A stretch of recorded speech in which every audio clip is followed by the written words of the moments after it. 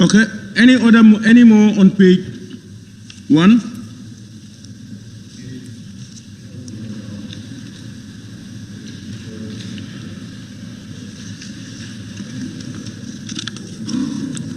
We now move to page 2.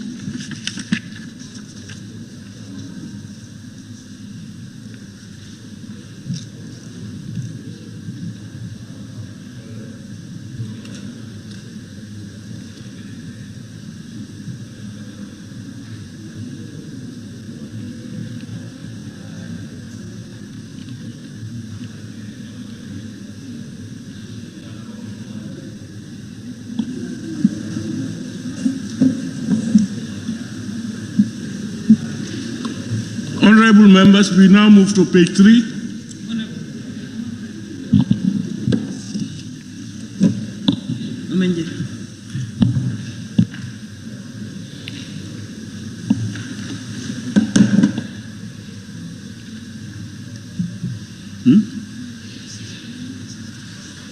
Honorable nominated member, Maimuna. Thank you, Honorable Speaker. Page 2, motion 5, paragraph 2, where the conduct of National Assembly, there's a misspelling over there. The assembly should be EM instead of ESSR.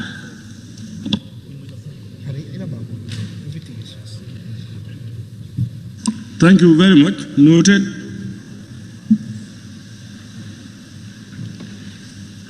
Honorable members, page 3.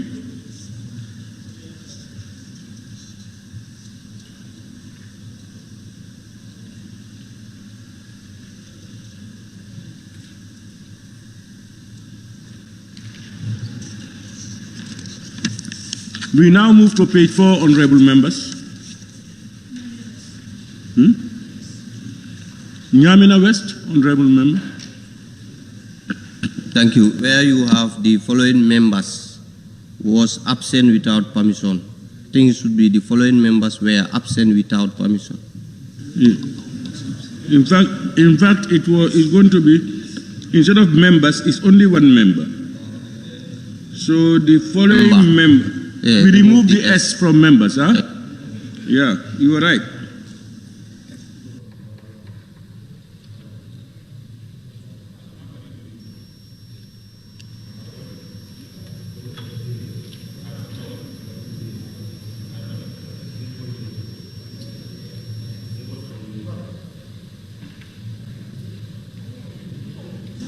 Honorable members,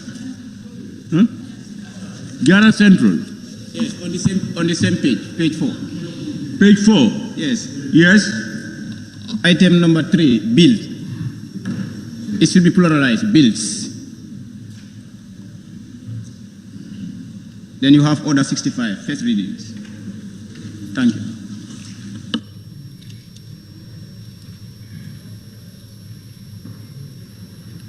Thank you.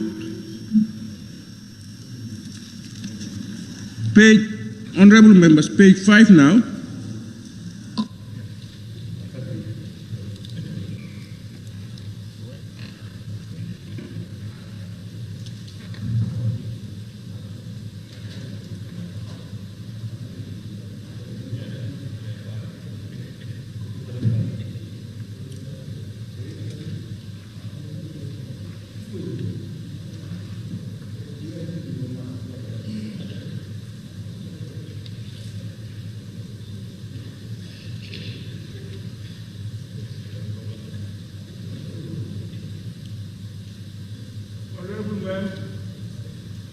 Honorable members, we now move to page 6.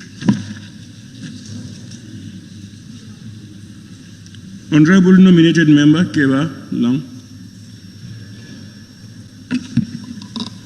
Honorable Speaker, on page 6, you realize that if you look at page 1 where the order paper is, after the revolving loan,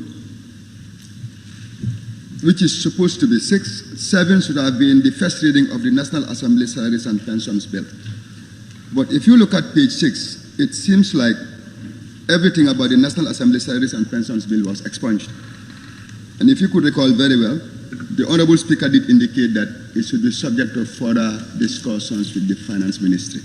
But that is not captured by the minutes.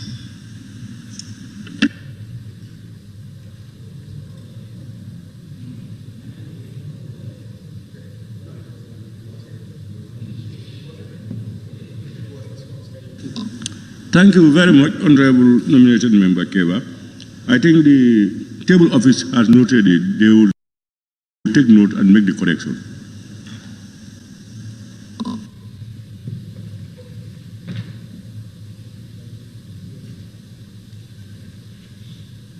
Honorable members, we now move to page 7.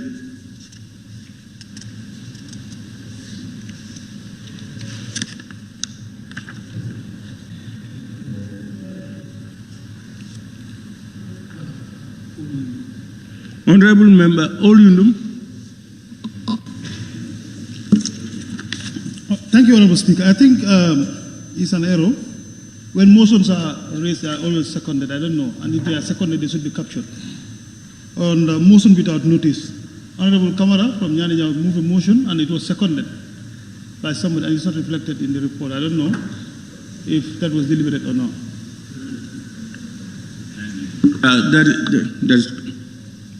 That's substantive. That should be included. That will be corrected, huh? Please. Thank you very much, Honorable Member, for all you do. Any more on page 7? Then we move to page 8.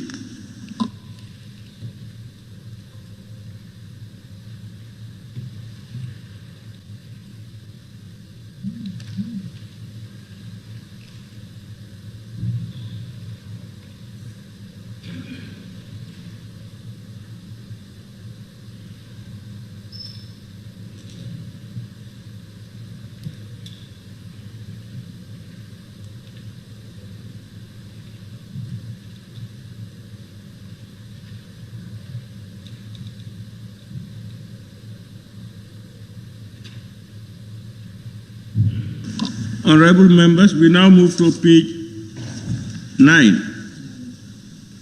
Honorable Member for Nyanija. Thank you very much, Honorable Speaker. Just immediately after end of debate, where it reads at the invitation of the Honorable Speaker, the Honorable, I think that this should go, then you have Honorable Alaji S. Dabo instead of the Honorable.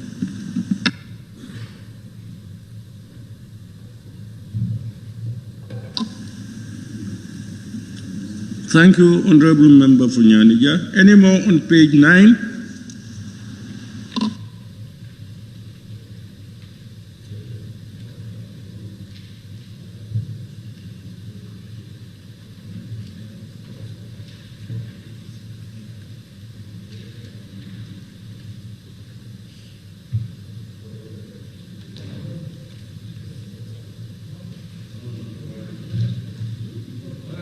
Very much, honorable members.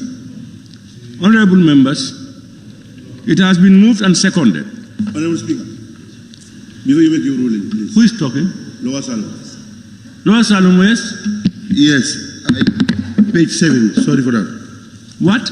Page 7. Honorable member, please,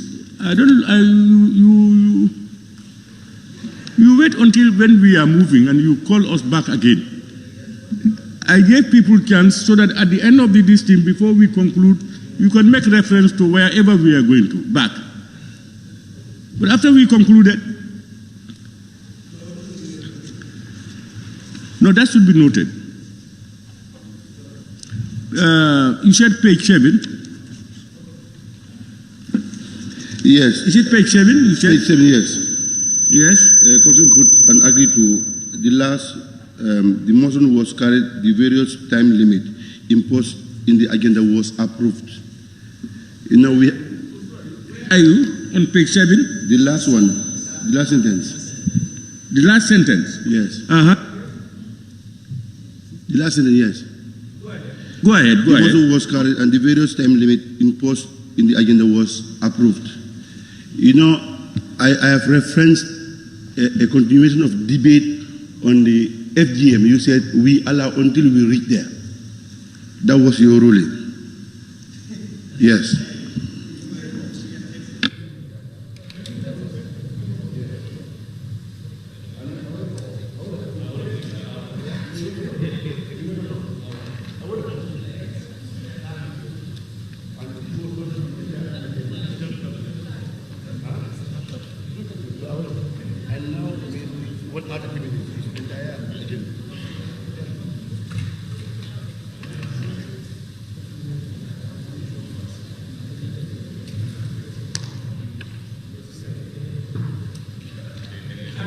Sorry, Honorable Member, I don't seem to get what you... The motion was carried, the various time limits imposed in the agenda was approved. So,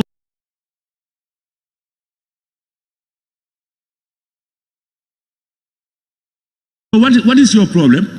My problem here is I make a reference on the FGM and you tell us we don't reach into that agenda because it was a continuation. You allow us until we reach there. It's true, but what happened was, I think, is it Honorable Member for Nyanija moved a motion on this particular one, and it was carried. Which I agree, but then you mentioned on your no, we don't note those things down, Honorable. What you were saying, we are going outside, basically. What we were referencing was the motion on the floor. So my take on that was that others wait until their time. But in the final analysis for this particular one, there were ups and downs. But then it was agreed that we put the motion. Whether you agree, you say no. If you don't agree, say no. And the motion was put and carried. No, and I think, if I remember, you yourself supported it. Of course, no, I didn't support it. I have voted no. I am part of the 7 people who voted for no. What I'm saying here is, the member for Nyanya is the entire agenda that was circulated. You understand? I'm saying no because the speaker said we can sit there until we reach at that because it was a continuation debate. I say that, and then somebody moves a motion to say that we do it this way, and members say, yes, we do it that way. What else can I do? What are you going to do? You and I cannot do anything about it. But you are the presiding officer. Yes. And your ruling is final. Yes, that at the end of the, don't take us back, immediately and then bring us back. You waited until after we have ended, until I was going to the next one. You called my attention. But as presiding officer, I came back to you. That is not a problem. Honorable Speaker, yes, it's not a problem because you are the presiding officer. What I'm saying here is, I just want to make things clear because members are confused. Because in fact, there are others who are, wait, allow me to come, please. Honorable members, can you allow him land and he will comment? Allow him land. Yes, you will come. Okay, then say no, we are not. Okay. No, yes, but allow him to say what he wants. Some members, through our interaction today in the morning, they made to understand, the motion of Honorable Nyanija, the member for Nyanija, it was wrong moved because it was only for the agenda of yesterday, and you said if we reach on that agenda, then we can see how this. Let me make a ruling on this one, please. If members thought there was a wrong motion, you can say you think it was a wrong motion. It was not wrong, even if he said, let's close assembly at that time. Say no to him. But whatever he might have said, and if you agree to it, it means you have agreed. What else? If you don't understand, tell him to repeat it or to clarify himself. So please, can we continue on that? Can we continue later?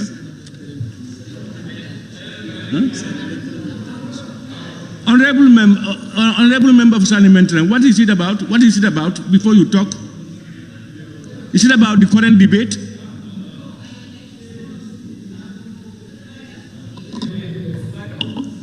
It's for clarity purpose, because with regards to like when we are working on trying to do the amendment on the records and votes of the votes and proceedings.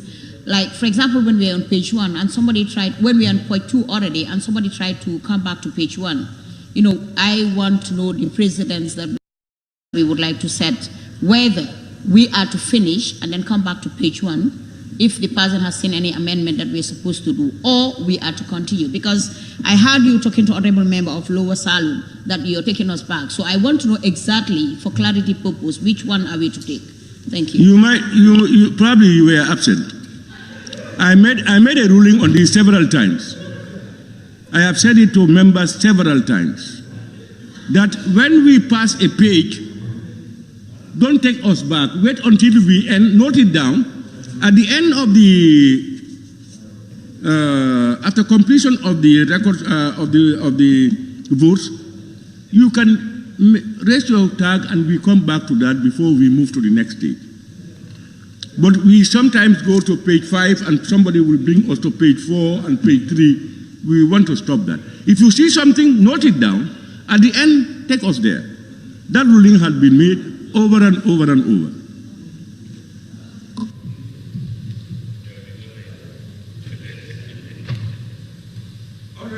Honorable members, it has been moved and seconded. Yeah? I am not.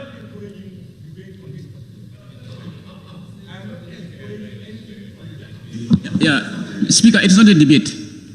I noted. Yes. Then go ahead. Yes, I noted some corrections. Pardon? I mean, I noted some corrections and waited until when we are done and then raise my tag to bring that to corrections. Yeah. So, if you look at, I think this appears to the old pages. They are mentioned in first ordinary session, and I think we are in the second ordinary session. In all the pages there. The first caption there. 6th Assembly of the Second Republic, 2024 legislative year. First ordinary session.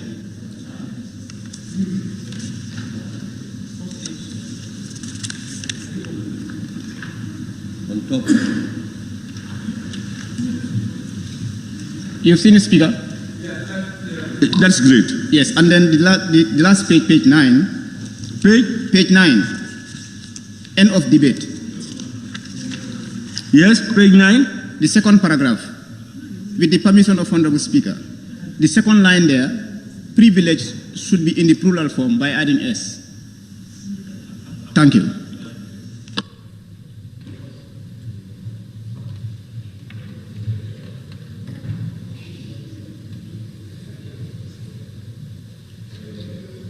Honorable Member for Bikama South. Thank you, Honorable Speaker. Page 9, the number 19, Honorable Lamin J. Sane, the way Sane has been spelled. It should be H, not Y. Yeah, noted. Honorable members, I think probably what we will be doing is, when we come and we will allow people to look at your record of votes and proceedings. Because we'll spend at least 30 seconds to 1 minute on an issue. Later somebody will bring us, people will bring us back on critical, important issues to be amended. I don't know, or we change our process where we, yesterday's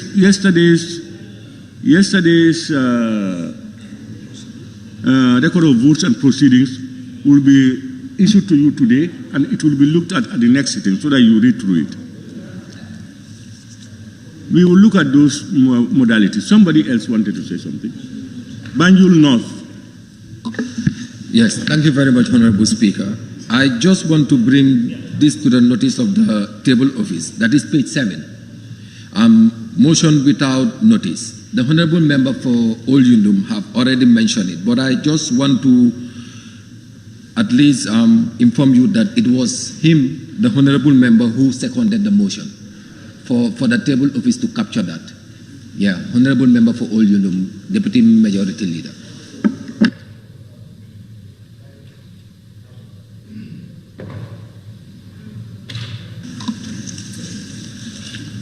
Honorable members, it has been moved and seconded that the record of votes and proceedings of the National Assembly sitting of Monday, 24th June 2024, be approved with amendments. Those in favor, please say aye. Those not in favor, please say no. The ayes have it.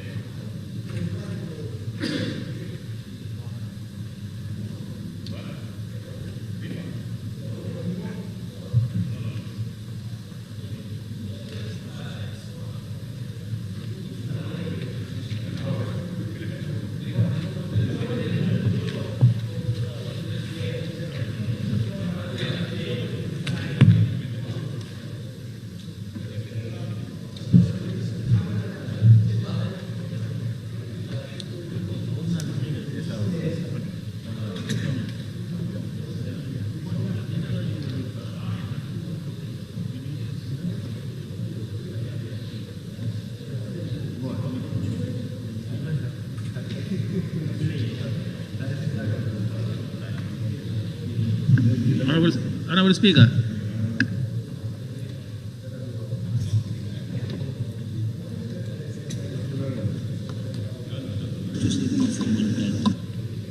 Yes, Honorable Deputy Speaker, are you calling? Yes. Honorable Speaker, I am not sure if we've been in line for you to propose, if you look at the business of the Honorable Minister for Higher Education today, more or less they are similar, his motions on these three items that he have. All those seeks to formalize those institutions. Why not we consolidate them to be under one motion, and then because more or less it's the same. A motion to establish the University of Allied Sciences of Engineering and Technology, motion for the MDI for the Civil Service University, and Gambia College to the University of Education. So more or less they are all the same.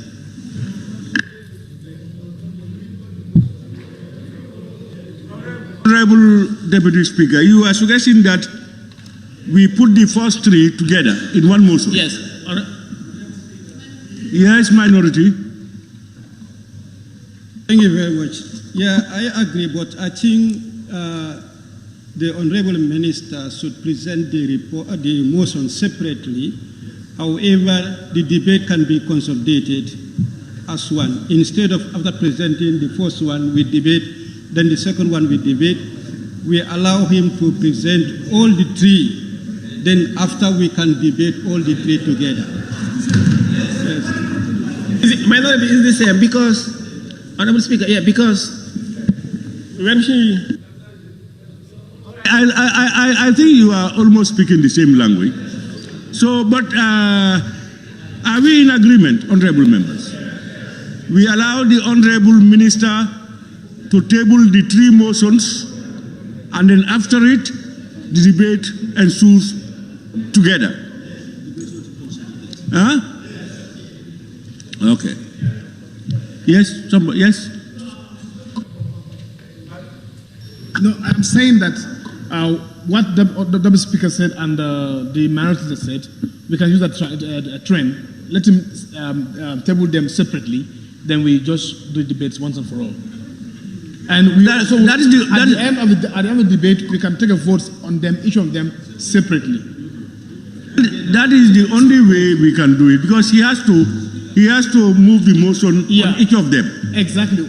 What they are all saying, I understand, is after, instead of doing one debating, and then another one comes in debating, he will do the three together. Exactly. And you will debate all together. And we take vote on them separately as well. And then when it comes to the vote, I will put the vote. I will put the question. The question separately for each of them. That's okay. Yes, Honorable Member for Latrikunda, sir. Yeah, thank you very much. For me, I want to be sure we already have the approved agenda before us. So I want to be sure whether this consolidation the Deputy Speaker talked about and reinforced by the minority leader, whether it is we are backed by our own standing orders to consolidate agendas. That's what I want to confirm, please. Then give me the section, please. Yes. If it is whatever, yes, I want to see the whatever section. we have, whatever committee you may belong to do the work, the final decision is here.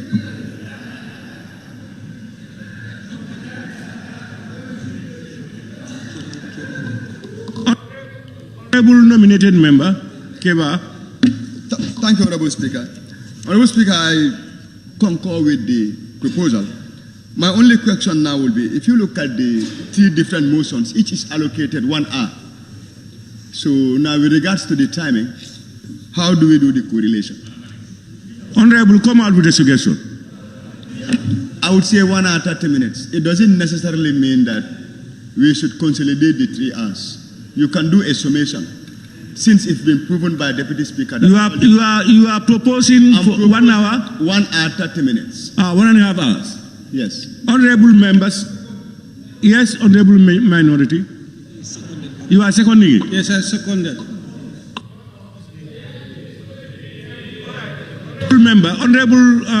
Honorable nominated member, can you put it in a motion form? Thank you, Honorable Speaker. Honorable Speaker, I rise to move the motion that the time allocated for the debate on the 3 motions by the Honorable Minister for Higher Education, Research, Science and Technology be limited to 1 hour, 30 minutes. Any seconder, Honorable Minority Leader? I seconded the motion. Honorable members, it has been moved and seconded that the time allotted for the said 3 motions be limited to 1 hour, 30 minutes. Those in favor, please say aye. Not in favor, please say no. The ayes have it. So, honorable members, before I invite the honorable minister, we will not want the 1 hour, 30 minutes to be used by 1 or 2 people only. So, what do we agree on? Pardon? I'm hearing 2. Yes, honorable member for Bikam. Since these are very important motions and the time allotted 1 hour 30 minutes to give room for all the members to take part, let's limit the timing to 3 minutes.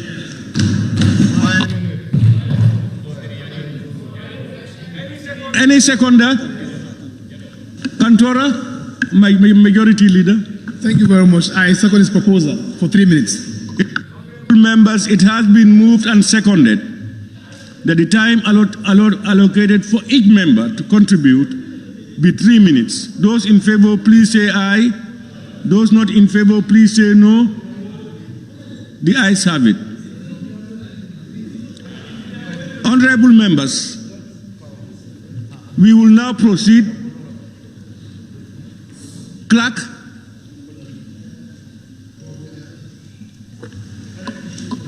Thank you. Motions.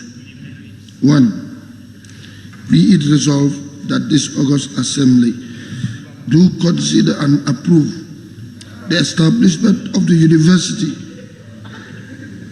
of Applied Sciences, Engineering and Technology in accordance with the Tertiary and Higher Education Act of 2016. Motion 2. Be it resolved that this August Assembly do consider and approve the transformation of the Management Development Institute into a civil service university in accordance with the Tertiary and Higher Education Act 2016. Motion 3. Be it resolved that this August Assembly do consider and approve the transformation of the Gambia College into the University of Education in accordance with the Tertiary and Higher Education Act of 2016 by the Honorable Minister for Higher Education, Research, Science and Technology. Thank you very much. Honorable members, may I now invite the Honorable Minister for Higher Education, Research, Science and Technology to table the three motions in sequence. Please. Honorable Minister.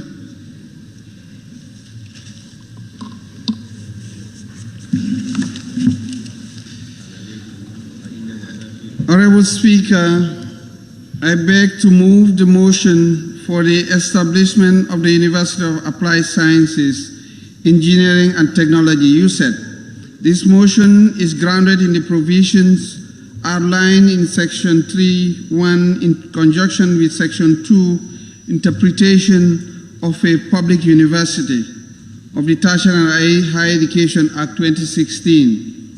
Honorable Speaker, this esteemed Assembly is duly informed that the Honorable Minister of Higher Education, Research, Science and Technology has established the University of Applied Sciences, Engineering and Technology under Section 3.1, the Tertiary and Higher Education Act 2016, following the recommendation of the National Accreditation and Quality Assurance Authority.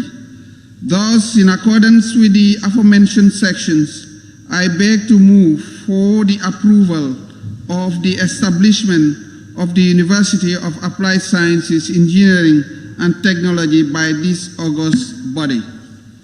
Honorable Speaker, according to the 2016-2023 education policy, the education system of the Gambia operates on a two-tier structure: general education and technical education. The National Qualification Framework, in line with this policy pronouncement, has developed all the necessary tools to implement this two-tier structure system. The policy is that students should take either the general or technical education from senior secondary through tertiary to higher education. Before the advent of USET, technical education stopped at the tertiary level, with little connection with the lower levels. The establishment of USET is to fulfill that policy pronouncement and to ensure that technology education is also given the opportunity that general education has been given in this country. Thus, USET will address the critical transformation agenda of youth empowerment by providing lifelong technical skills that will adequately prepare them for the labor market, either as competent employees or job creators. Honorable Speaker, this has been designed to maintain to original technical programs offered by the defunct Gambia Technical Training Institute, and added to this is the degree program in 3 engineering areas sponsored by the World Bank as part of the Africa Higher Education Centers of Excellence, and they are mechanical engineering, civil engineering, and electronic engineering.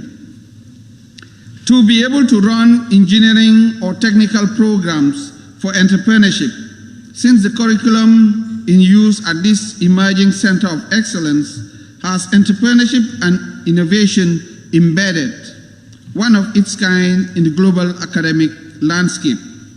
The third component of USET is dedicated to an Institute of Innovation and Entrepreneurship. This is where students are exposed to components of the curricular modules on the transformation of principles, concepts, and skills of the taught modules into business ideas, and are given the opportunity to incubate these ideas and be guided into the labor market. In view of the above, I hereby move for the approval of the establishment of the University of Applied Sciences, Engineering and Technology by this esteemed assembly. I submit. Motion. Let him second first. Each has to be seconded. Each motion. No. Honorable Speaker, observation, please. Yes, Honorable. I'm saying, while he moves each motion, wait to be seconded, another motion be moved again, second, then we debate. Or you want him to move all and second once? He will move the three motions, and then the one seconding will second the three motions moved by the Honorable Minister. Honorable Minister, can you continue? Thank you. Motion to establish Civil Service University of the Gambia as a public university. Honorable Speaker, I beg to move the motion for the establishment of the Civil Service University of the Gambia. This motion is grounded in the provisions outlined in Section 3.1 in conjunction with Section 2, Interpretation of a Public University of the Tertiary and Higher Education Act 2016. Honorable Speaker, this esteemed assembly is duly informed that the Honorable Minister of Higher Education, Research, Science and Technology has decided to establish the Civil Service University of the Gambia under Section 3.1 in conjunction with Section 2 of the Tertiary and Higher Education Act 2016, following the recommendation of the National Accreditation and Quality Assurance Authority. Thus, in accordance with the aforementioned sections, I beg to move for the approval of the establishment of the Civil Service University of the Gambia by this august body. Honorable Speaker, the Cabinet has approved transforming the Management Development Institute, MDI, into a Civil Service University of the Gambia. This initiative forms part of the government's commitment to the nation's long-term development, reflecting forward-thinking and strategic planning for the betterment of the Gambia. Honorable Speaker, with this new drive, graduates can contribute to international knowledge exchange and collaboration, which may benefit the Gambia's reputation and foster partnership with overseas institutions. The critical element of the MDI transformation is to ensure that the civil service is professionalized and that every cadre of our civil service can only be accessed after the requisite professional training at a specified level to acquire the right competencies. The 21st century workforce in emerging economies has adopted this model as a commitment to their socio-economic development and the advancement of the Gambia. In view of the above, I hereby move, Honorable Speaker, for the approval of the establishment of the Civil Service University of the Gambia by this esteemed assembly. I submit. Motion to establish the University of Education, Gambia, as a public university. Honorable Speaker, I beg to move the motion for the establishment of the University of Education, the Gambia. This motion is grounded in the provisions outlined in Section 3.1 in conjunction with Section 2, Interpretation of a Public University of the Tertiary and Higher Education Act 2016. Honorable Speaker, this esteemed assembly is duly informed that the Honorable Minister of Higher Education, Research, Science and Technology has decided to establish the University of Education, the Gambia, under Section 3.1 in conjunction with Section 2 of the Tertiary and Higher Education Act 2016, following the recommendation of the National Accreditation and Quality Assurance Authority, NACA. Thus, in accordance with the aforementioned sections, I beg to move for the approval of the establishment of the University of Education, the Gambia, by this august body. Honorable Speaker, the Cabinet has approved the transformation of the schools of education of the Gambia College and the University of the Gambia into a University of Education. As part of this new policy drive, merging the schools of education at the Gambia College and UTG into the University of Education, the Gambia marks a significant milestone in our education sector. This policy drive is a crucial step towards the Gambia's higher education reform agenda, ensuring the provision of quality and relevant teacher training, school management and planning programs. This will train world-class teachers and educators in the Gambia who will serve the entire education sector in our institutions' teaching, planning, and management, from early childhood development, ECD, to institutions of higher learning.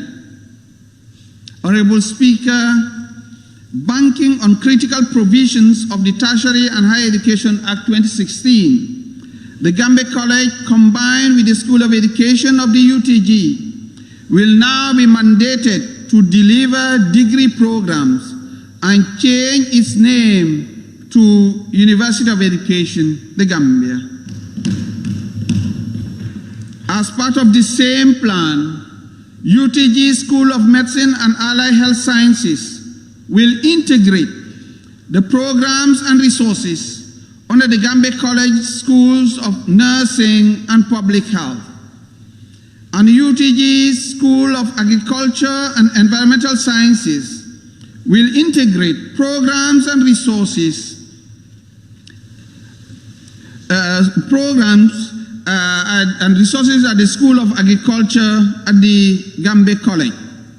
Consequently, the new University of Education will be made up of the two schools of education at UTG and Gambia College, and be housed at the Gambia College. In contrast, UTG will house all the medical and allied health sciences and agriculture and environmental science programs of both UTG and Gambia College.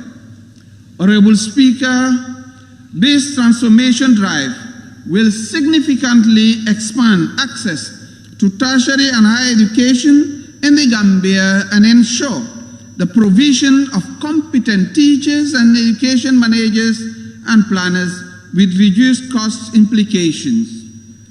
Honorable Speaker, in view of the above, I hereby move for the approval of the establishment of the University of Education, the Gambia, by this esteemed assembly as a public university. I submit.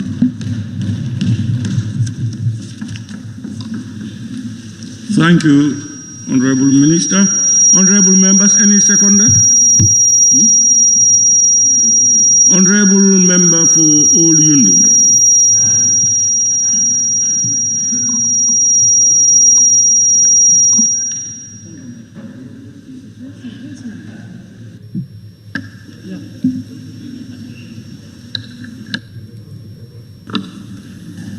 Thank you so much, Honorable Speaker. I rise to second the motion for all motions read by the Minister for Higher Education. The motion for the establishment of the University of Applied Science, Engineering and Technology, and the motion for the establishment of the University of Civil Service, and the motion for the establishment of University of Education in the Gambia. Honorable Speaker, I want to thank the Minister for Higher Education for this very important foresight to transform the higher education sector in the Gambia. We have long been crying about the transformation in this sector. And all of us, as representatives of the people, and of course the citizens, all the time when you go to the social media, people try to provide solutions to this sector. But yes, these are concerns. The minister, since coming to office, have been trying to work with, his staff and management to ensure that, and government to ensure that, there is transformation in this sector. More especially in the area of education at the Gambia College, transforming it from a teacher training school to a university, I think that is commendable, because we have seen teachers in our schools who were teaching our kids. Of course, they are qualified because that was the only available means for us to train our teachers. And they've been trying, they've been doing well, but that was not the standard. And I think it's important for us as a country to have standard. When we talk about teachers, we said teachers must be qualified and they must be able to train or teach our children going to school. So we expect those teachers to be well qualified, to be well competent, to be able to deliver on their duties. So I think doing that transformation from a teacher training, level to a university is important. I think in fact that will also help those teachers to be able to get the qualification necessary, to improve themselves to the highest level. I am also very much happy to see a University of Civil Service. This is very important. Yes, a lot of Gambians will have master's degree, BA, PhD, and work in the civil service. But also we have a lot in the civil service that are just grade 12 graduates, and then, they are working. That is normal because now they have gathered experience to work in the civil service, but I think the qualification also matters, because that is a benchmark in the entire government.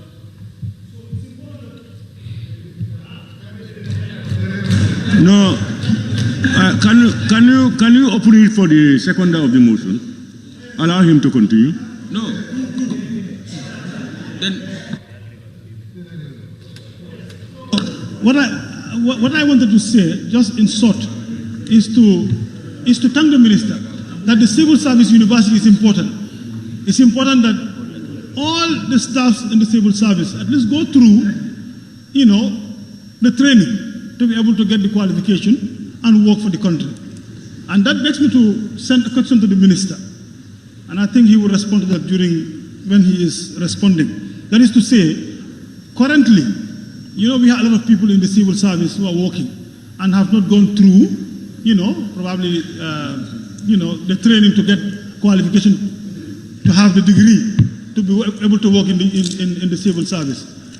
Probably the government will be thinking to, see that those who do not have the qualifications can go to the university and train themselves and come back and do their job.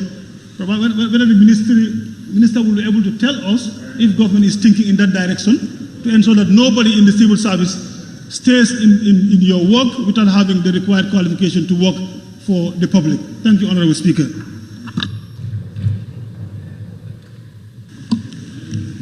Thank you very much, Honorable Member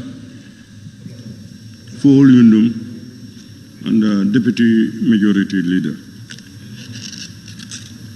Honorable members, I now put the question. It has been moved and seconded that this Honorable Assembly do consider the following motions. 1. Establishment of the University of Applied Sciences, Engineering and Technology in accordance with the Tertiary and Higher Education Act 2026.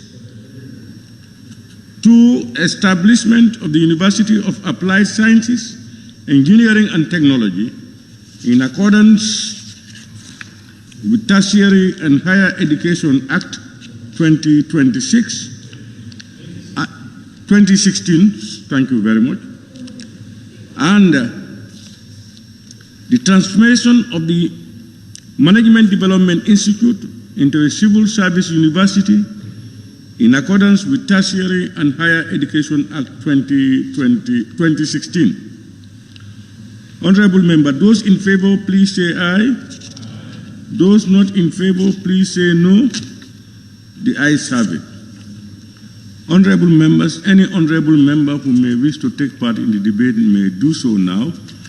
Time allotted is 3 minutes, and when the 3 minutes goes off, you will not see the screen because it's not working, but the microphones are timed to 3 minutes, you know.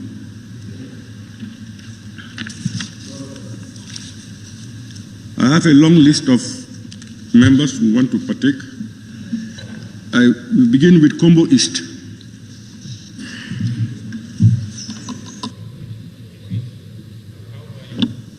Thank you very much, Honorable Speaker, for giving me the floor. Honorable Speaker, I must commend the Honorable Minister for Higher Education for his steadfastness in reforming the higher education sector to this magnitude. Honorable Speaker, having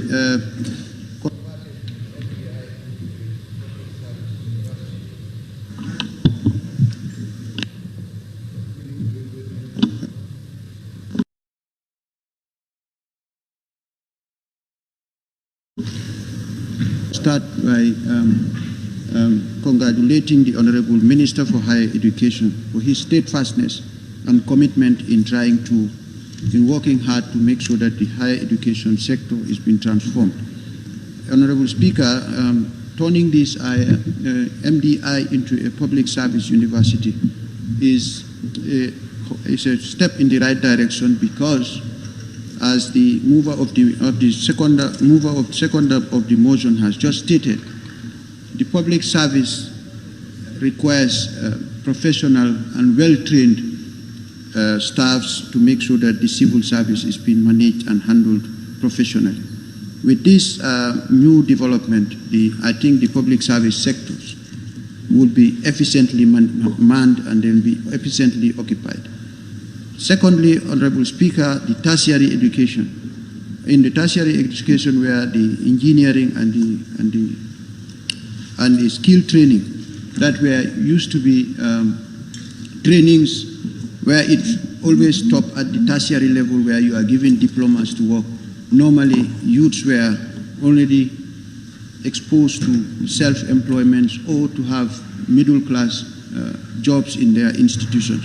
But with this one, it will reduce the expatriate involvement in our economy to make sure that our Gambian young people are well-trained professionally to be able to earn it better than it used to be.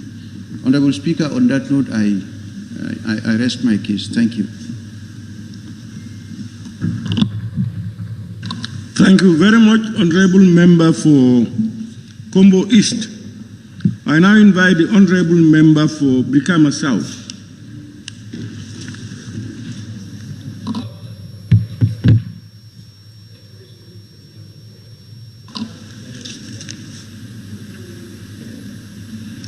I now invite the Honorable Member for Nyamina West. Thank you very much, Speaker. Today I'm very much glad to partake in these very important decisions. My heart is really felt and touched as an educationalist that I started work after my high school. I passed through this Gambia College, PTC, HTC, you can imagine. So today it's a joyous day for me to see that this alma mater being upgraded to a university that will give a degree to trainees. I am so much delighted, and I want to first of all thank the Honorable Minister and his ministry for this giant effort. I think it is the best time. It's never too late, because if today we transform schools like the establishment of University of Applied Sciences in Engineering Technology, transforming the GTTI to USED is a right thing to the right direction, because some of these fields that are being handled and trained there, like mechanical engineering, civil engineering, and electrical, are so important to education and to the people of the Gambia, because we know these are skills that trainees can benefit and then create their own employment, and they can create job opportunities, and these are well-known areas for income earning. So in most of these fields, in the past years, Gambia have been investing a lot of money for trainers to go outside and train, especially the Ministry of Higher Education since the establishment of the ministry.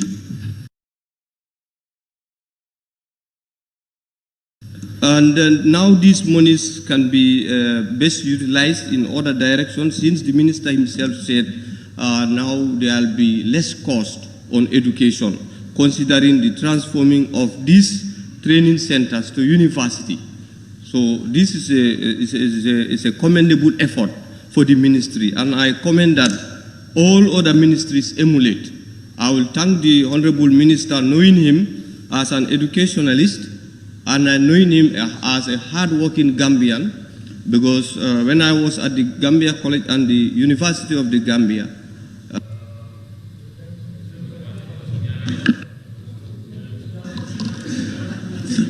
Thank you very much, Honorable Member for Nyamina West. Honorable members, you must do your timing very well. We now move to the Honorable Member for Latrikunda Sabiji. Thank you very much, Honorable Speaker, for giving me the floor. And I thank the Honorable Minister for Higher Education for bringing these three important instruments before the National Assembly. This just reminds me that when the minister was appointed, my first thing I wrote on social media was, that short seat, the right man in a right place. Let's start with the challenges of establishing an engineering university. Myself speaking, I am a civil and disaster prevention engineer, pursue in one of the best universities around the globe. So, but my issue is, Professor, Honorable Minister, engineering is a challenge. It is a challenge in such a way that it's not about modifying a university, it's not about giving prefix to a university, it's about bringing in engineering instruments to the university. I remember when I came back in 2012, I was appointed at GT to teach an engineering subject. I couldn't go further with the teaching, because what I told them was I cannot teach this subject with only a chalk. There was no facility provided for that particular course for me to teach conveniently. So this is a challenge. It is a good ambition, but it's a challenge. I think the best thing the ministry should do henceforth is to go around the world, twin this university with the best science and technologies universities in the world. That's number one. Number two, public funding. It's not always, it's not only going to be modification. Public funding to these universities should be 100%. So these are some of the challenges that I mark as far as establishing in the engineering university is concerned. With regards to MDI, that is also a very good course. Is this telling us now the scholarship budget that this National Assembly approves for government every year will now be diverted to this MDI as civil service university, so that government is not going to spend money to train people from bachelor's up to master's degree. We want to be very clear about that, because we cannot establish a civil service university offering bachelor's degrees and master's degree, and we still want to send people to UK, America to study those courses. So let's be very clear about that. With regards to the Gambia College, as my honorable colleague so said, we all started at the Gambia College in those days. And for me, when we started the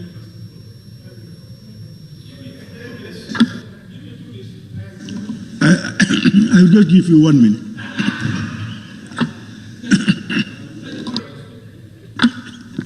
When we started the Farba Bantang campus, Then it was former president's regime. What I told them, why can't we expand the Gambia College to be university? But the point of the former president was Faraba was close to a river for research purposes, those kind of things. So if this is happening now, it means that I am vindicated. And once again, thank you very much, Honorable Minister. Thank you very much, Honorable Member for Latrikunda Sabeyi. I now invite the Honorable Member for Talending.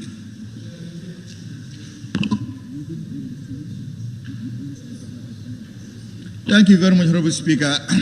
Let me join my colleagues to profoundly thank Professor for this laudable milestone.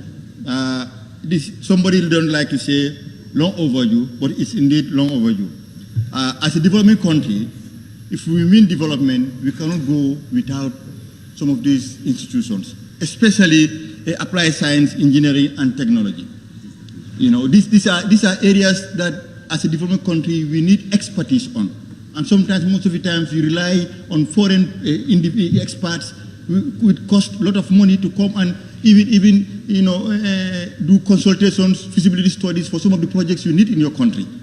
Those monies should stay in country when you have those expertise. So I very much thank the ministry for this kind of university, especially looking at the mechanical engineering, civil engineering, and electronic. In some departments, for example, physical planning, I don't know whether civil engineering will look at design curriculums that cater for the expertise needed in those departments. Like you don't even have a surveyor. Those things cannot be taught in the country.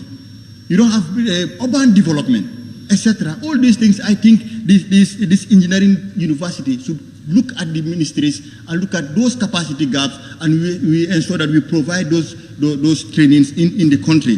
With regards to NBI, civil service is the bedrock of any development country. Gambia has been a shining light in the sub-region for the quality and standard of our civil service in those days. When we were young, we were told even neighboring countries come here to understudy how we manage our civil service. I'm not going to say that standard is dwindling, but the status quo is not the same.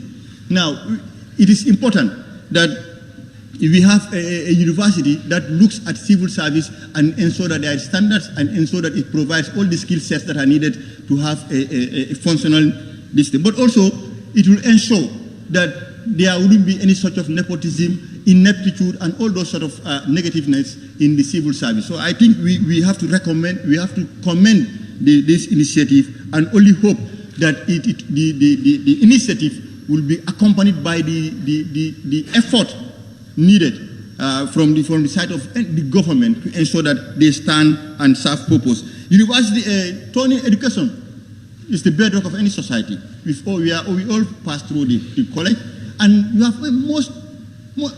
education is not only about subjects taught in school. There are other disciplines with regards to teaching that are not taught in our universities. So you need university that is specialized in education to design curriculums that are specifically for those things, whether it's psychology, whether it's sociology, whether it's special.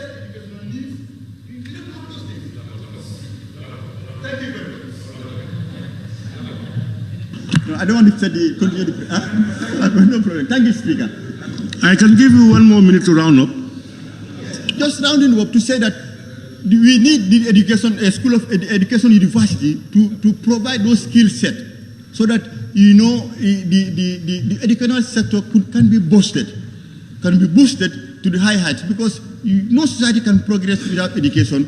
I once again thank the minister profusely for this.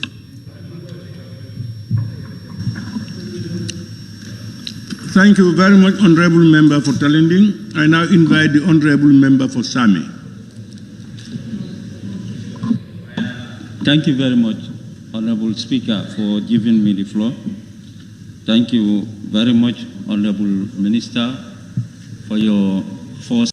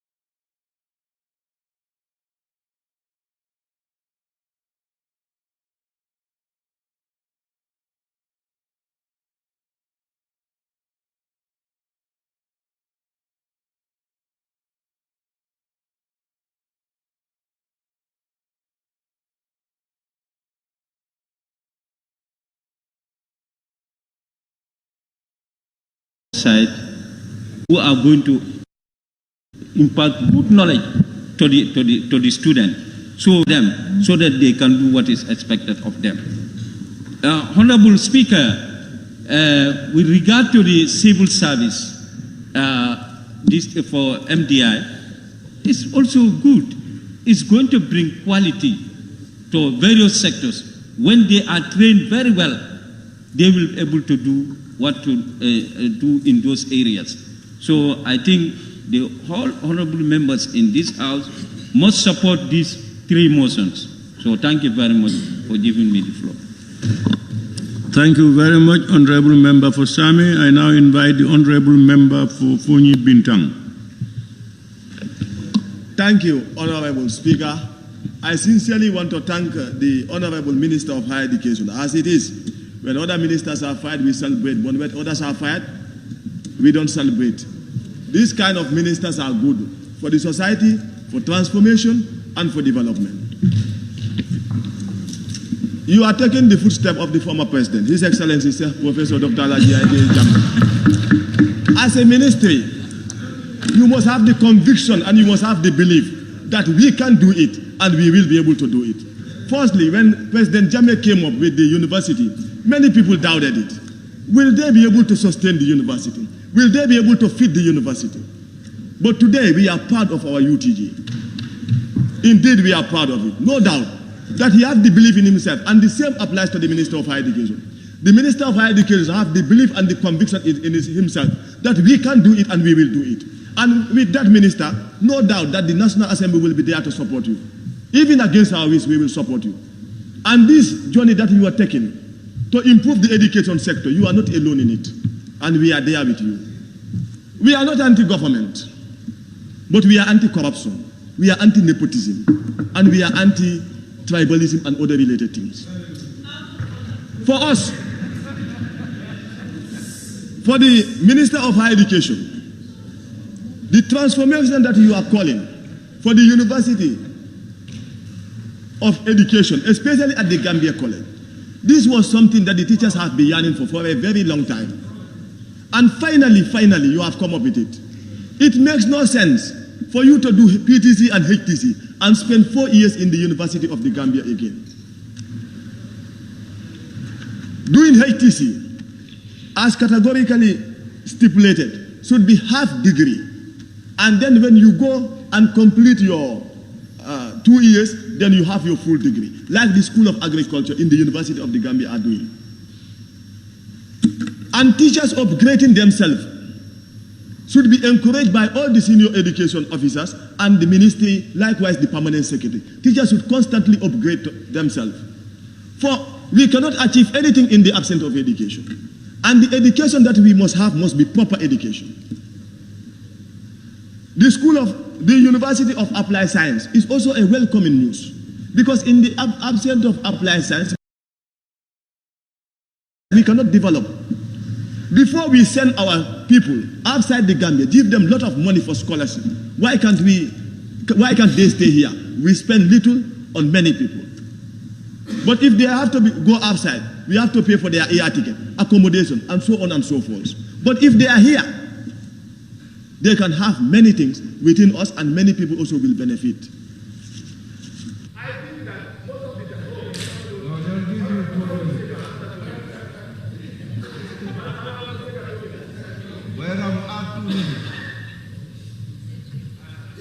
No, he is busy. I'm commanding now.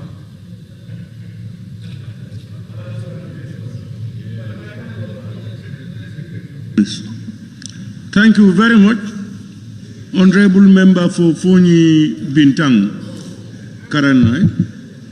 I now invite the Honorable Member for Banjul Central.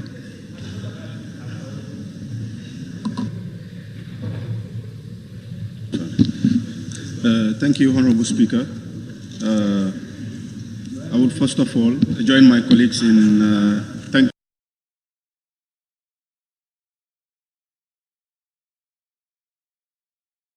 thanking the Honorable Minister for augments the quality of service with regards to our educational processes. If there is one sector that we can see that is really propelling tangible solutions and progressive processes in this country is the Ministry of Higher Education. Our role as parliamentarians is not only to be here to scrutinize, but also to give due diligence and appreciation to individuals and also ministries who are given mandates to be able to deliver to the general public. And this is one ministry that we are seeing tangible results. So we urge the Honorable Minister to keep up the good job. We have 3 motions here, so I'll just do my level best to buttress on them holistically. Have seen here that following the recommendation of the National Accreditation and Quality Assurance Authority. So here is just a quick question. Is it, are these establishments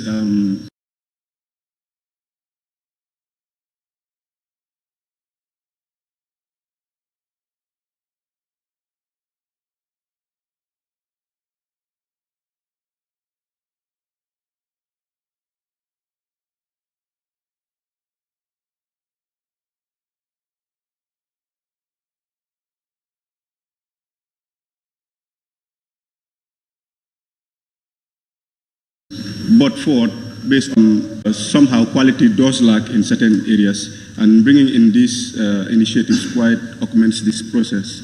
Like they say, Rome wasn't built in a day, but Rome was actually built by technical people. And we can see that policies are good, laws are good, but we need technical people who will be able to propel these structural solutions, be able to see the tangible results.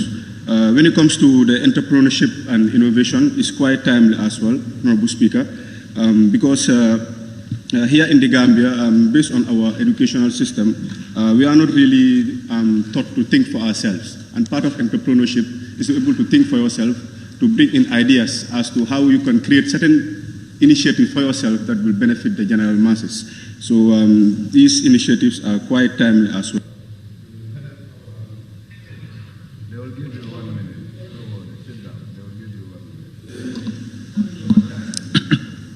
Thank you very much, Honorable Member for Banjul Central.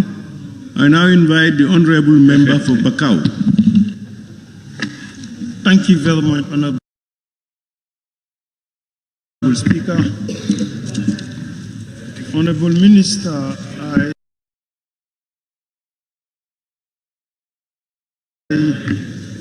thank you very much for tabling such a motion before the National Assembly. The motions are very timely, and before getting into my debate, I'll give you a round of applause among the cabinet ministers. To me, I rank you number 1 because of your commitment, and I've seen the potential in you, so I'll ask you to keep it up. The good job that you are doing, each and every Gambian is talking about it. So I thank you very much. With the transformation of the university is timely in the sense that when such trainings are needed by some of us, we don't need to go outside the country. It can be done in the Gambia at a lesser cost, instead going out. So coming up with such motion is very timely. Since it's a non-controversial motion, I'll give my 100% support, and I'll ask you to keep up the good job that you are doing. I thank you very much. Thank you very much, Honorable Member for Bakau. I now invite the Honorable Member for Ilyasa. Thank you very much, Honorable Speaker, for giving me the floor. Honorable Speaker, first of all, let me thank the Honorable Minister for Higher Education for coming up with this brilliant idea. Honorable Speaker, the Honorable Minister and the team think big, and through their critical thinking, this is why they came up with this brilliant idea. And I think we should all welcome this idea as far as we are advocating for quality education. And I think with this good initiative and education, Honorable Speaker, the world is moving fast as far as science and technology is concerned. So the Gambia is not an island. We should join the world to move the world as far as science and technology is concerned. We should also try and join the race. Honorable Speaker, our education system cannot be stagnant. We should have changes. And I think through the initiative that the minister and the team came up with, will definitely bring change in our education system. So for that being the case, I sincerely thank the Honorable Minister and the team for coming up with this brilliant idea. And again, I profoundly thank the government of the Gambia as they are ever ready to support such good initiative in the country. Thank you very much, Honorable Speaker.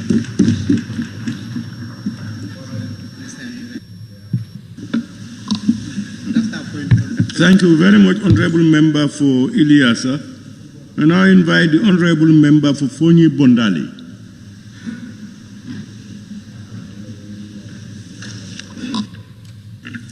Thank you so very much, Honorable Speaker, for giving me the floor.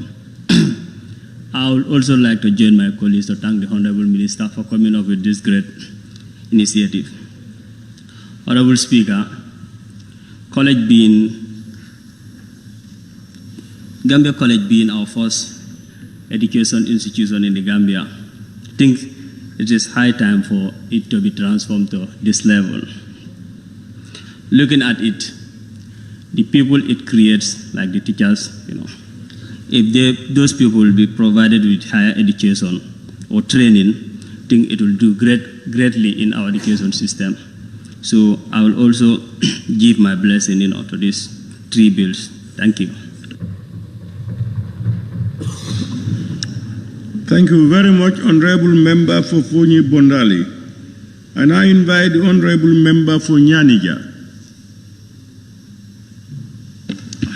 Thank you very much, Honorable Speaker, for giving me the floor.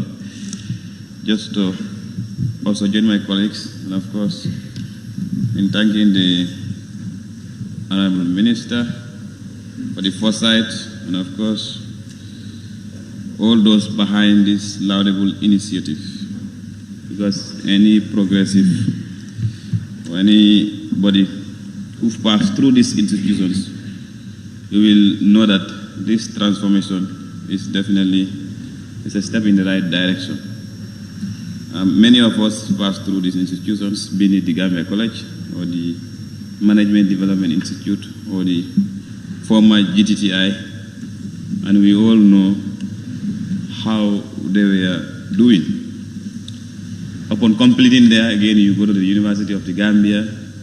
So that was a definitely long process, because I could recall when I was at the Gambia College, pursuing my then HND, that's the Higher National Diploma. When I went to the university, I was being taken through the same courses. The only difference is sometimes the length of service and, of course, the practical aspects, since I was studying medicine and higher health sciences related fields. So this is definitely a very laudable initiative, Honorable Minister, I have to say. It's a step in the right direction. And then I think this also emphasizes the fact that the government prioritizes education in all our dealings. And coming up with the University of Education will also boost our basic and secondary educations, because many a times we will cry of poor results here and there and many other things. So coming up with a degree specialized in university, focusing specifically on educationists as teachers, I think is something which that will yield dividends in our schools. And of course, I was happy because I was also thinking in my mind what will happen to the other schools under the Gambia College. But I was happy that when you made mention it in your motion, so I said to my colleagues, there will be no question that I will ask in this regard, because we definitely address all the concerns that I wanted to ask, because I was in sort of a confusion. Where will the School of Public Health be? Where will the School of Nursing be? School of Agriculture? But your motion is very explicit and it's very precise. So thank you very much, Honorable Speaker.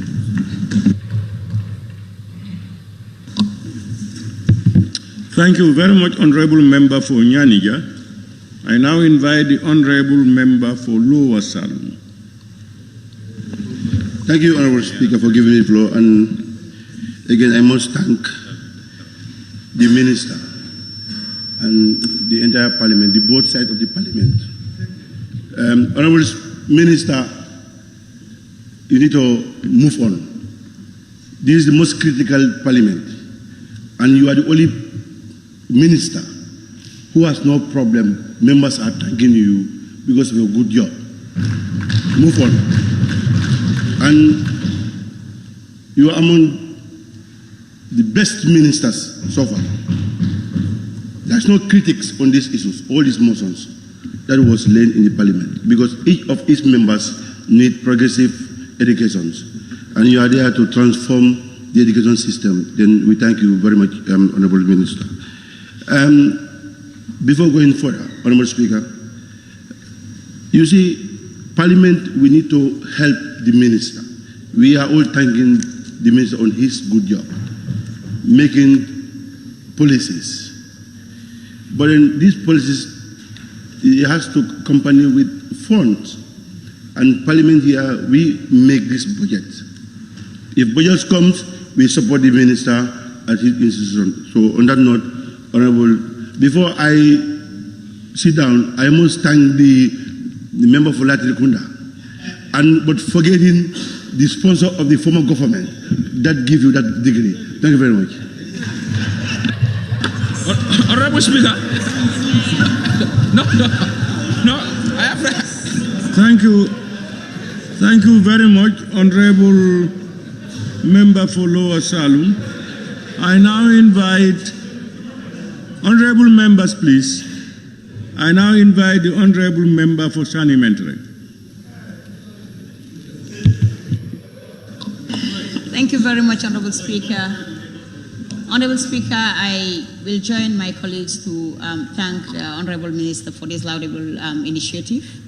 And I can see to read that you are here as a Gambian, and as a quality Gambian, as a Gambian who want to bring quality with the educational sector for the Gambians as well. So thank you very much on that note.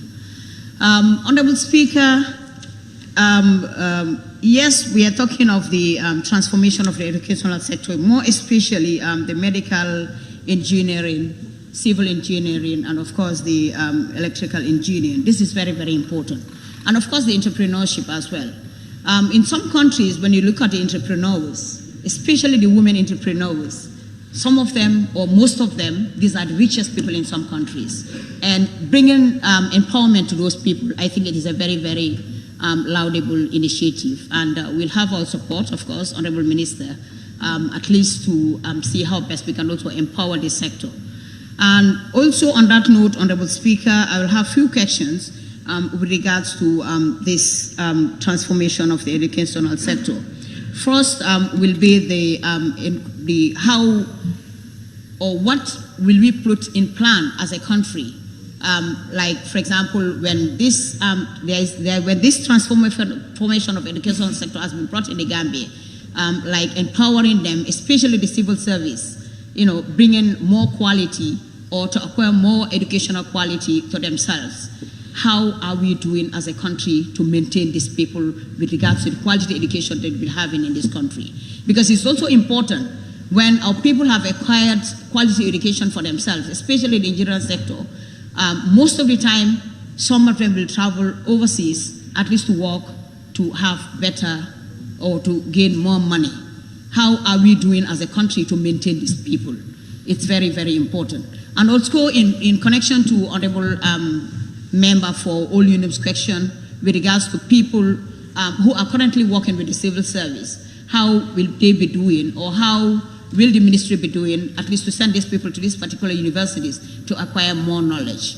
I would want to know if that should be possible, or if that will be possible, where are we having, or where are we going to get a source of funding for that quality education that all people will be getting? So thank you very much, Honorable Speaker. Honorable Minister, thank you very much, and you'll have our support, inshallah. Thank you.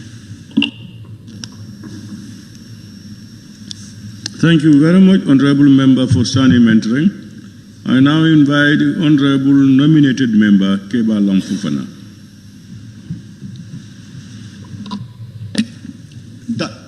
Thank you very much, Honorable Speaker. And to the Honorable Minister, we will say gracias and a big thanks to you. We are hopeful today, hopeful in the sense that the three motions you've brought in seeks to address the most critical component of our society, which is the youth. If you look at the transformation of DTTI into USET, it is talking about youth empowerment, bringing in entrepreneurship and innovation as a curriculum. This is important because since time immemorial, there was always a missing link between what education offers to ordinary Gambians with regards to how prepared are we to enter into the labor market. With regards to critical thinking and innovation, coming up with what? New ideas. If you go out in the streets today, predominantly in my area, you will hear elderly people saying, parents, my child has finished school, but he doesn't have any work. Then one is tempted to ask, what was the quality of education given to our people? But with these three motions, we are not only seeing quality being embedded in the nature of dispensing education in this country, but we are also being assured that quality will be attained at the end of the day. It is high time that we emulate emerging markets, and it is also high time that our educational system emulates the same spirit. And Honorable Speaker, I sincerely want to thank the Honorable Minister for really setting the pace. And this is cemented by the motion itself.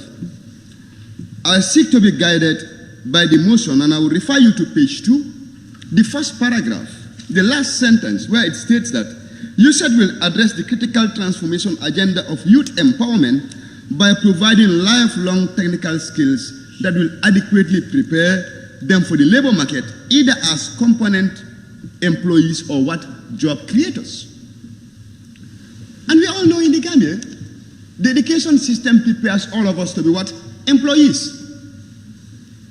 In fact, you have to put on a suit and tie. I will take myself as an example to be respected in society. When we all know wealth is attained from that.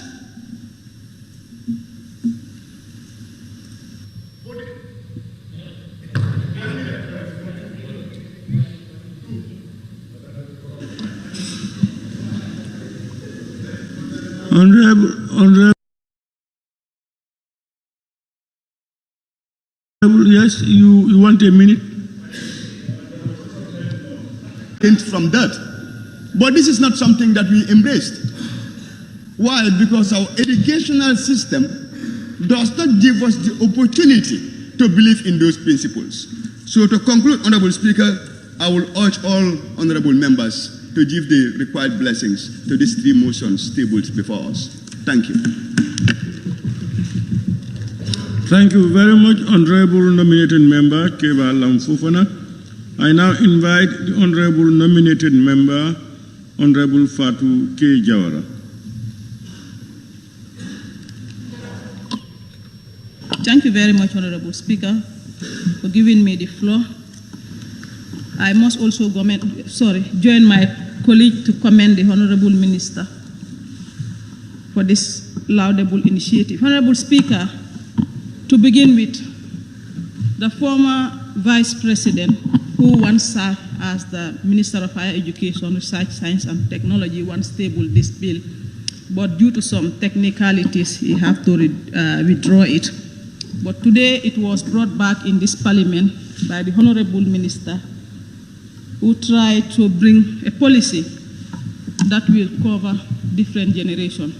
Honorable Speaker, to begin with, I've been calling and shouting in Dickey, in this parliament here, for the government to invest more on civil engineering to help the country to move forward. Honorable Speaker, and I keep quoting China as an example, that when their country is overpopulated and they cannot provide job opportunity for every citizen, they created opportunity for them outside their country. And I sometimes quote the OIC, that most of the technical jobs that were done there were done by the Chinese. It's only the laborers' jobs that were done by non-Gambian and non-Gambians. Honorable Speaker, on the motion, page 2, if you may permit, and I may read the last paragraph, which the Honorable Minister stated that the transformation drive will significantly expand access to tertiary and higher education in the Gambia and ensure the provision of competent teachers, education manager, and planners with reduced cost implication. Honorable Speaker, I think the Honorable Minister needs to fold his sleeve and work harder with his ministry, because most of the teachers in the university, I don't know how you're going to retain them, are moving. I don't know whether it's lack of motivation or not. I think you need to work on that if you want to achieve this dream, Honorable Minister. And also to work on mechanism and to put mechanism on place to encourage the Association of Gambian Writers and to encourage them in printing our textbook and to do away with Macmillan. Honorable Speaker, the content experts also in our curriculum also need to be considered.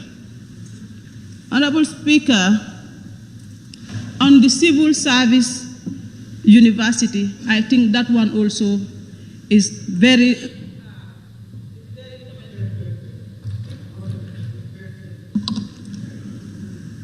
Thank you very much, Honorable Nominated Member Fatou K. Jawara. I now invite the Honorable Nominated Member Maimouna Sise.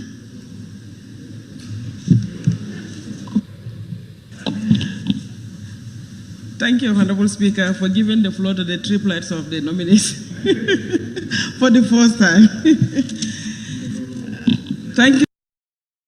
Thank you, Honorable Speaker, and I would like to join my colleagues to thank the Minister of Higher Education. I would like to join my colleague by saying that he is the most favorite minister ever served in this government. Honorable Minister, I thank you for bringing these transformative ideas to see that Gambia be skillful and innovative. We cannot be banging on only the certificates by graduating from the schools and the high schools, universities, and the college without the proper skills to guide our futures. There is no country which can develop without innovative-minded people, without a skillful-minded people. This country has been suffered for a long time.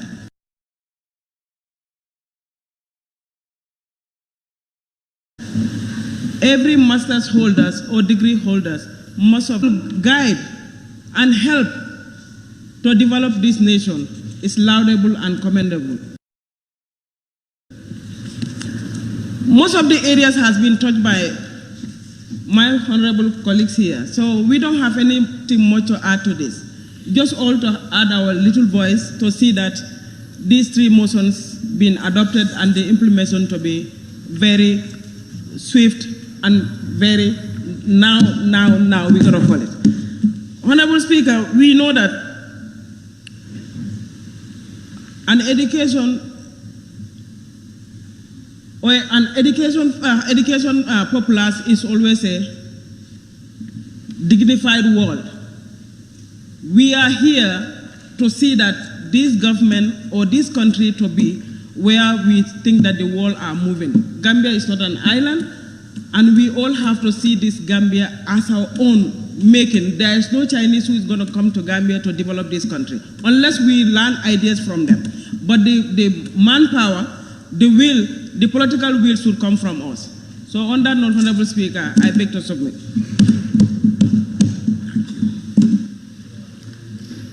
Thank you very much, Honorable Nominated Member, Maimuna Sise. I now invite the Honorable Member for Banjul North. Thank you very much, Honorable Speaker.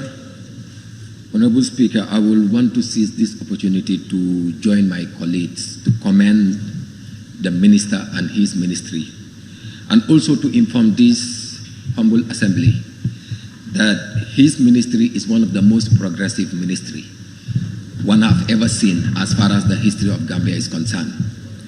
And I am not saying it to just put him on the spot, but also to encourage him to continue the good work that he has started with his team.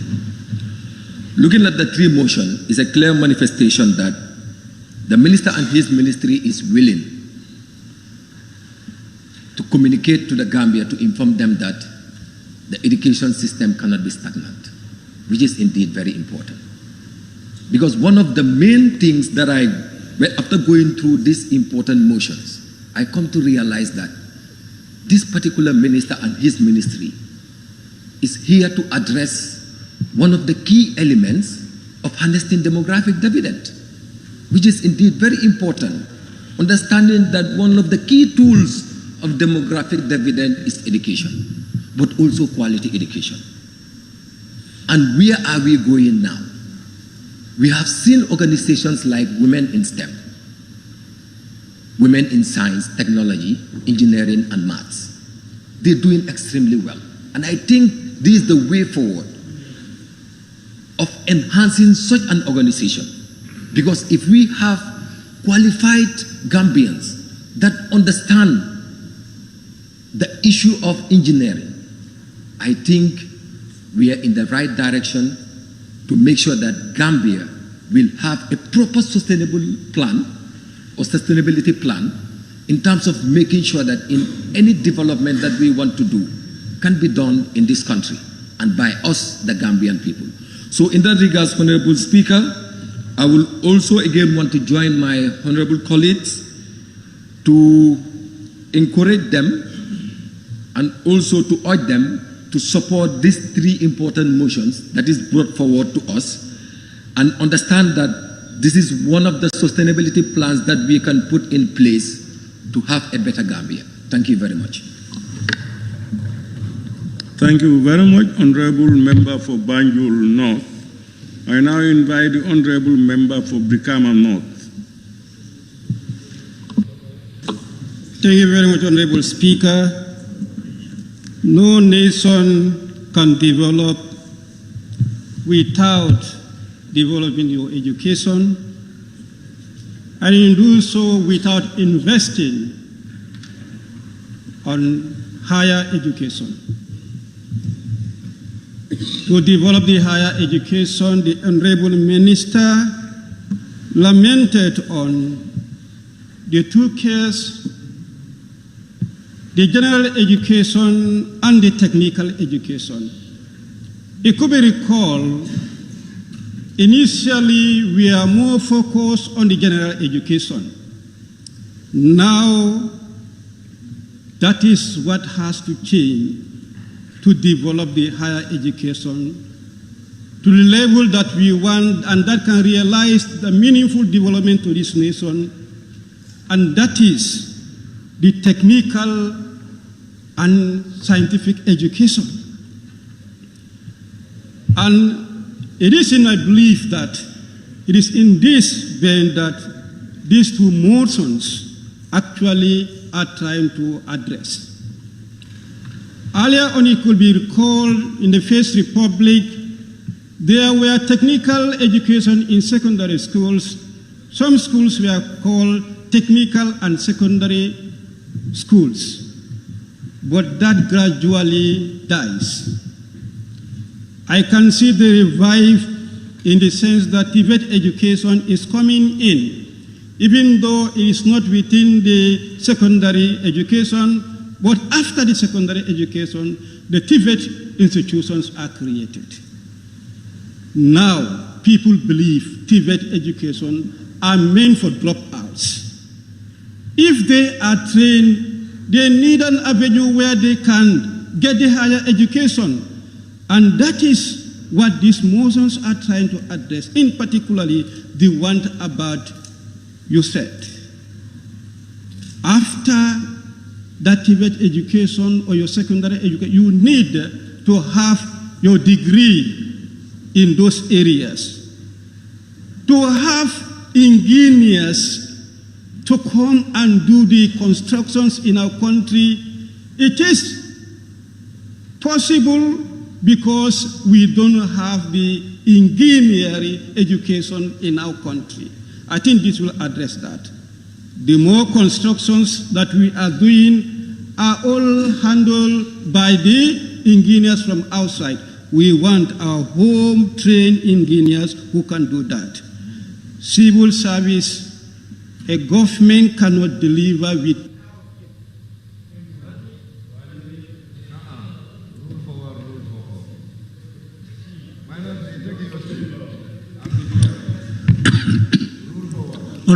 Minority, you can have a minute to round up.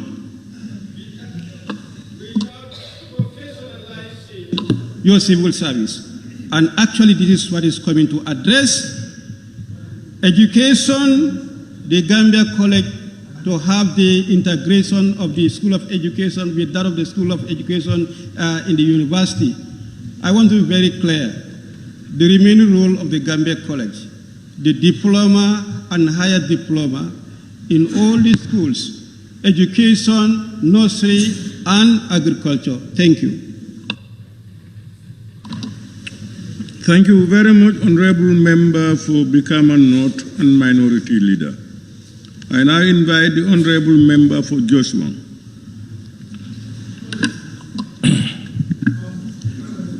Thank you very much, Honorable Speaker. And I also join my colleagues to thank the Honorable Minister. I think I call him as the man of the moment. Honorable Minister, you have a lot to do. It's not only in this parliament that people are talking about you. In all corners of this country, people talk about the good job that you are doing. But that notwithstanding, please fasten your belt. We need more from you and we expect more from you. Honorable Speaker, coming to these three motions, let me start with GTTI per se. GTTI, we all knew that it was a school that was into technical aspect. They were doing ordinary certificate, diploma to all this level that we are doing. And alhamdulillah, there were many careers that were attained from these two institutions, being MDI and GTTI. My first question to the Minister is, those teachers who were there, who were struggling with those students at the time, what plan do we have for them now? I know when we transform this to a university, it means that we need extra qualification for people to come in and take to those lecturers to come in and take charge of those schools. What plans do we have for those teachers who were there? Are we planning? What plan do we have for them? Let me stop there. Honorable Speaker, I think one of the members has mentioned it. We do attend schools, but after the training, after everything, after government investing on the people, next minute we end up losing them. What they complain is the motivating aspect of it. Are we ready? Are we prepared to maintain people that are to be trained to come and lecture those people in this university? Are we ready to maintain them so that we will not lose them as we are losing others that are currently going out of this country? Especially when it comes to the health sector, we are losing a lot. What plan do we have when it comes to this establishment as a university? And definitely training one engineer or one science student is very, very expensive. We cannot spend money and at the end of the day end up going out to look for somebody else to come and help rescue us in this country. Honorable Minister, I want to know what plans do we have as a minister or as a government, as you want to represent the government to take charge. Honorable Minister, it's important as people as alluded. We have it as GTI. We train our people, give them what they want. But also, it's important also to have the practical aspect of what they have been trained. Do we have the equipment? Are we ready? Because I am seeing GTI, the campus of GTI seems to be very small. Do we have any ground where we'll expand to have all what it takes to transform GTI to a university? Thank you. Thank you very much, Honorable Member for Joshua. And I invite the Honorable Member for Kontora and the Majority Leader. For giving me the floor. Honorable Speaker, permit me also to join my colleagues in congratulating the Minister for Higher Education, Research, Science and Technology, Professor Gomez, and of course, every minister that you see is succeeding, he has a strong technical team. That takes me to recognize the effort of PS Toure Yusufa, who's also in the Halo Chambers, holding the strings for the minister and keeping the ministry going. Honorable Speaker, I salute government. This is all born towards government initiative and government commitment in terms of transforming educational sector in this country. Government is aware about 37.4% of our youthful population are between 13 to 30. Those inform government policy in making sure that education must match with societal needs. It is now time that we must make sure that ensure that we must graduate from just giving education based on the conservative way to transform into science and engineering to make sure that it addresses our societal needs. If you look at the Department of Physical Planning, for past 7 years, they have been struggling to have cadastral mapping in this country. They've been looking for consultants outside the country to come and give us a holistic background of our household locations that will even serve as a revenue booster for councils and government in terms of revenue collections. But this has been a major challenge because of lack of engineering, science, and technology. So thanks to Governor of the Day, under the leadership of His Excellency, for trying to give a solution, not only graduating students, but creating job opportunity. We have over 40,000 employees under civil servant. Government is the major employer in this country.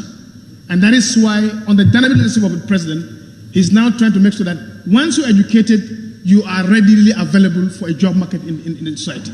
So therefore, we have to applaud the initiative of government under the ability of the minister by making sure that we acquire requisite knowledge that construction, if you look at the government priority in terms of construction roads, how many engineers we have? I'm lucky to, I just learned that the member for Lesotho Sabiji is an engineer.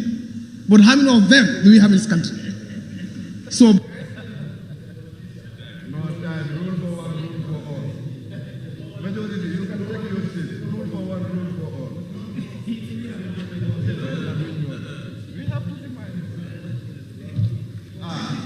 yes, majority. Can I take a minute to round up?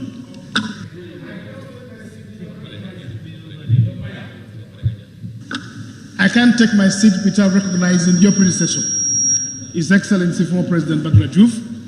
May his soul rest in perfect peace. He's also done enough in terms of transforming the educational system in this country. You can, if you look at the acts, it says from 2016 to 2023. So it does, I mean, give us a history or background of where we are coming from as a country. So, Honorable Minister, it's a lot of initiative. Kudos to your elbow, and we will be here to make sure that we give you every support, making sure that the education system is transforming this country, and education also match with societal needs to address issues in our society. And thank you so much for the three motions. Thank you very much, Honorable Member for Kontora and Majority Leader.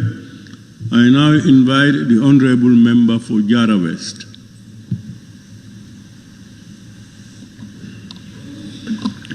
Thank you very much, Honorable Speaker, for giving me the opportunity.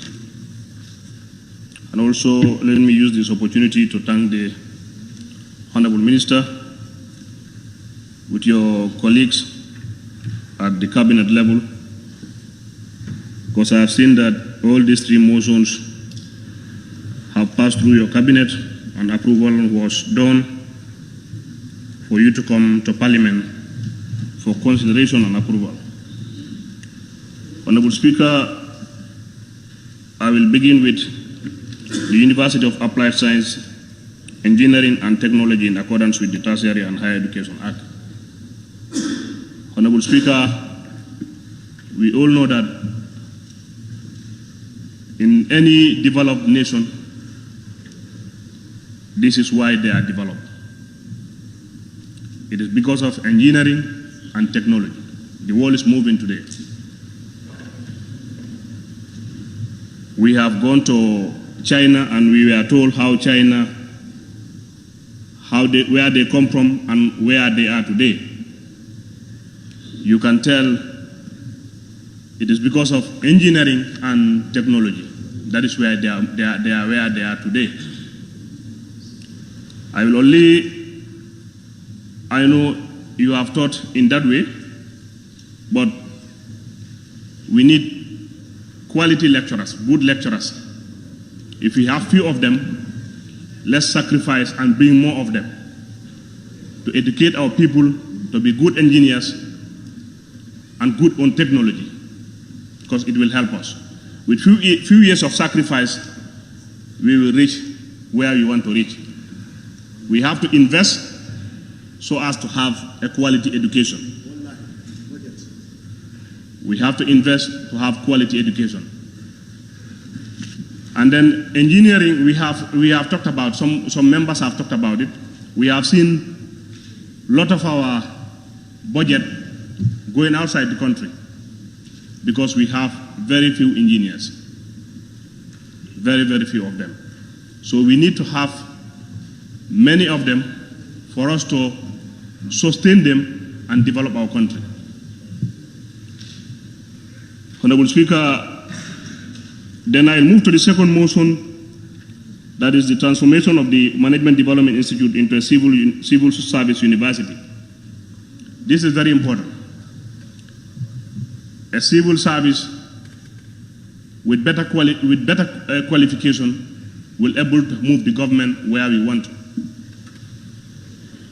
If we have MDI as a university,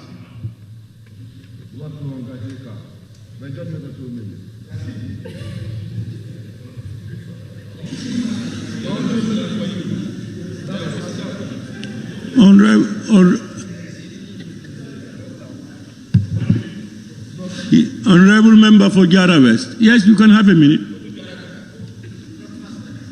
I will not refuse you a minute. You know why? Tell me, I don't know. No, go ahead.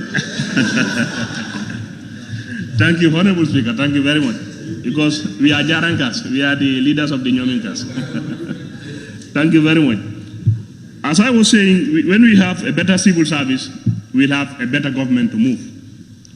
And then, we will develop as a nation. So on that note, I am seeing a unanimous support of these three motions. I don't see any member who debate differently. So on that note, I am also giving my support and blessings to these motions. Thank you very much. Thank you very much, Honorable Member for Jara West. I now invite the Honorable Member for Sabak Sanjal. Thank you very much, Honorable Speaker. I wouldn't be surprised, having heard from various members thanking the Honorable Minister for the job he has been doing in his sector ministry. But, Honorable Speaker, only those who don't know him will be thanking him. The guy who claimed to be Action Man should retire now. This is the Action Man we have in the country. I thank you so much for that wonderful effort you've been doing. But also, I heard from the majority leader thanking the government of the Gambia, and some were grumbling and laughing. Olof mu ne feccum liir su neexee ndey ji moo téye si loxo yi. And this ministry cannot do it alone. We are part of government, the National Assembly. And we are the government. The president is the government. The civil servants is the government. People walking in the streets, we are the government. The farmer is the government. And we together put hands together to help this ministry. And that is the reason why he can achieve it like we see today. We thank you so much. But Honorable Minister, I have heard from your statement that World Bank is sponsoring a program in 3 engineering areas as we speak. So if World Bank should fade away today, how are you going to make sure that you move ahead with sponsoring those people? I think the National Assembly is very key when it comes to that. Please, I want you to highlight more on that so that we can know what to do. I think this is a step in the right direction. This will serve as a benchmark for increasing the capacity of our engineers in this country. You're right, Honorable Majority Leader, when you said you will have road construction going on in the country. And thanks to the government of the day, we are using Gambia local funding to fund those roads that we are building in the country. But if you look at it, most of those engineers come from other countries. And we are using our local fundings. I think it is very important for we to also take charge now, trying to control where we spend our monies, to know that actually the value for money is being maintained and used. It is very important. And that can only be done by our own indigenous people. Honorable Speaker, we cannot leave this building today without asking all the honorable members, honorable ministers. I thank the Honorable Minister for Agriculture for being here today to also observe the proceedings today. But also we are encouraging other ministers to be coming to attend our proceedings, because this is something that we want to be a culture in the parliament. The minister has made sure that he creates a very good relationship between his ministry and the parliament. And that is very key and important, because we are stakeholders in nation building. They cannot do it alone, we cannot do it alone. We have to work together to make sure that we move and you can round up, you can round up. Thank you.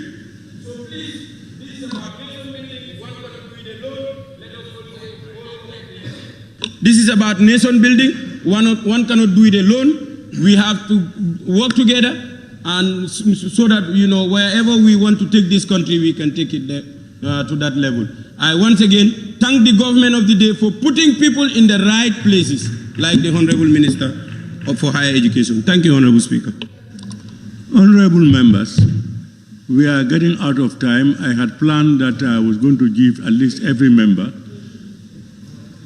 but we have 1.5 hours, and more names are coming. You know, when I go until I am going to the end, so names are coming. I will give 2 more people to finish up these things. So for those who may not have chance,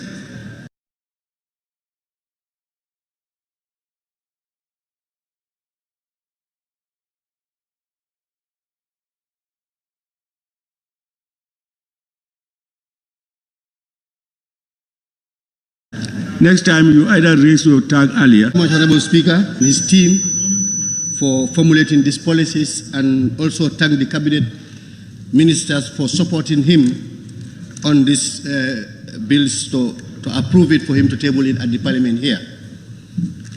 This is a good news, and it is a step in the right direction. And when the Honorable Minister was appointed, I think it was a general consensus from all the corners of this country. And both the left wing, the right wing, and the central wing endorsed his appointment. And when I say left wing in the parliament, they know.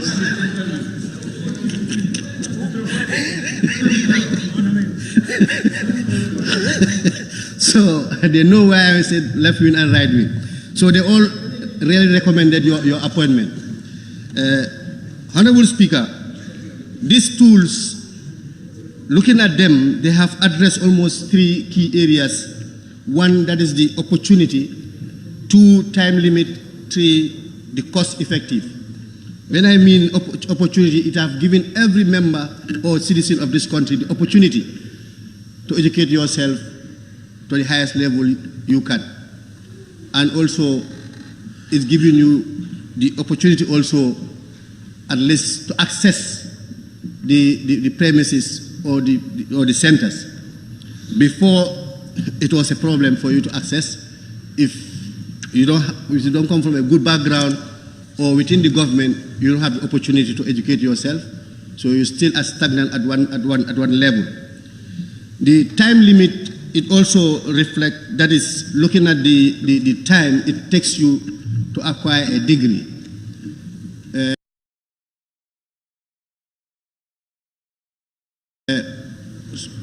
Before you have to go to GTI, you do up to advanced diploma, then you now venture or go into the other level that is starting your now you just within 3 years or 2 years you start to have your masters. I think it is time. The time have already been really considered.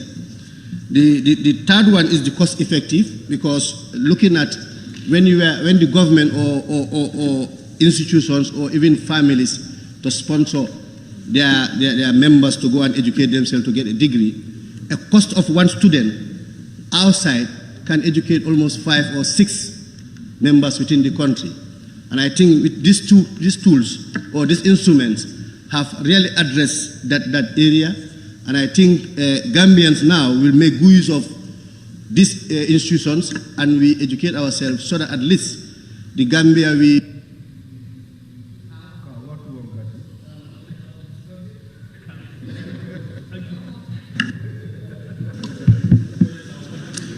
Okay, thank you, Honorable Member for Basse. Honorable members, I will now call more names I have, but I will only call the last one, and then we will ask the Minister. And that's the Honorable Member for Brikama South. Thank you so much, Honorable Speaker. Speaker, our tax have been up since long. No, majority. This is my right. They have been giving you 4 or 5 minutes.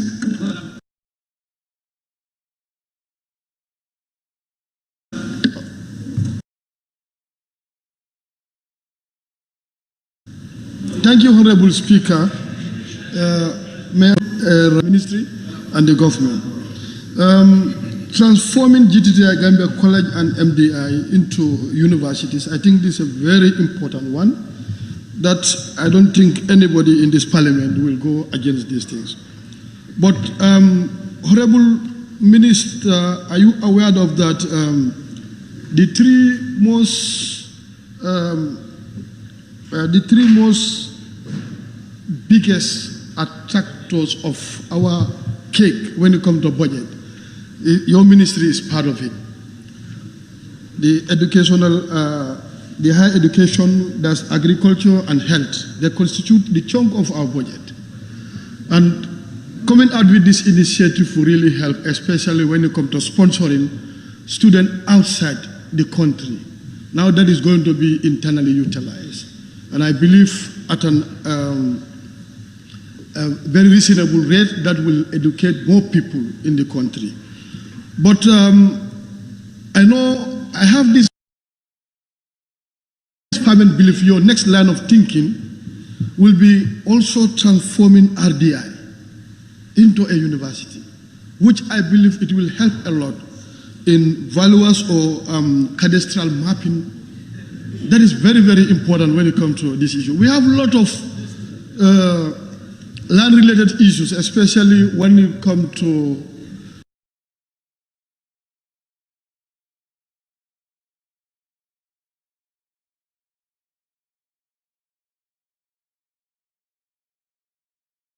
the valuers. These are that will help a lot. So I believe your next line of thinking should have been RDI in order to train our valuers here, surveyors and all those stuffs. These are very, very important issues. Going forward also, I think transforming the Gambia College into education. The issue of teachers will be, probably you may also think in coming out with a teacher commission. That will really help the teacher promise, especially when they come to this professional level. where the remuneration, everything will be under a special unit under teacher commission. This will help a lot in making sure that the quality component we are yearning for will be delivered to the latter. So that is my own area that I want to put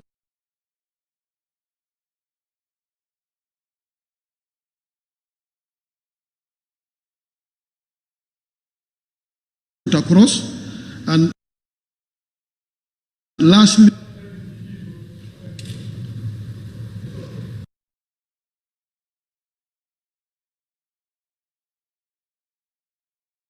their contributions. Honorable members, may I now call upon Giddings.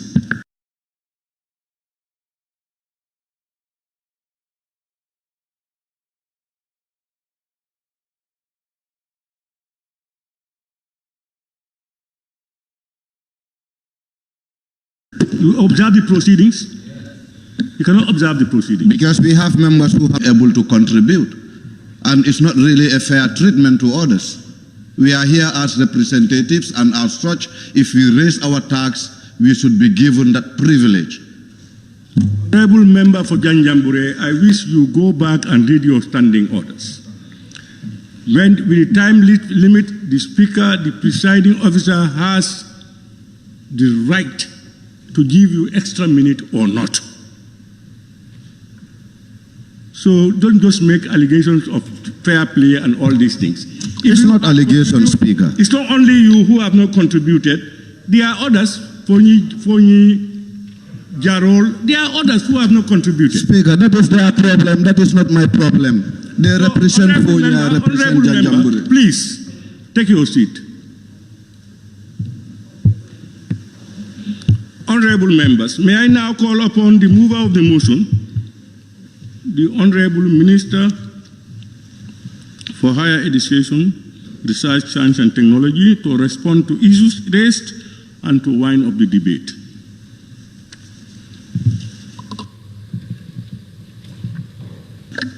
Thank you very much, Honorable Speaker. I want to seize this opportunity on behalf of His Excellency President Ramaphosa, the staff of the ministry, the entire cabinet, to thank the National Assembly for the support and the encouragement.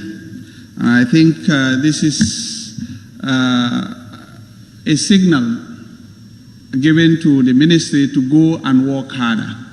That's how I'm looking at it, because when you come and you have the House giving you that full support, indirectly they are telling you that you continue giving them quality service. And I want to assure this August Assembly that we will continue giving our best to this nation so that the human capital that is so dear to all of us will be something that is of paramount importance. Honorable Speaker, I think there are many issues that we raised, most of them on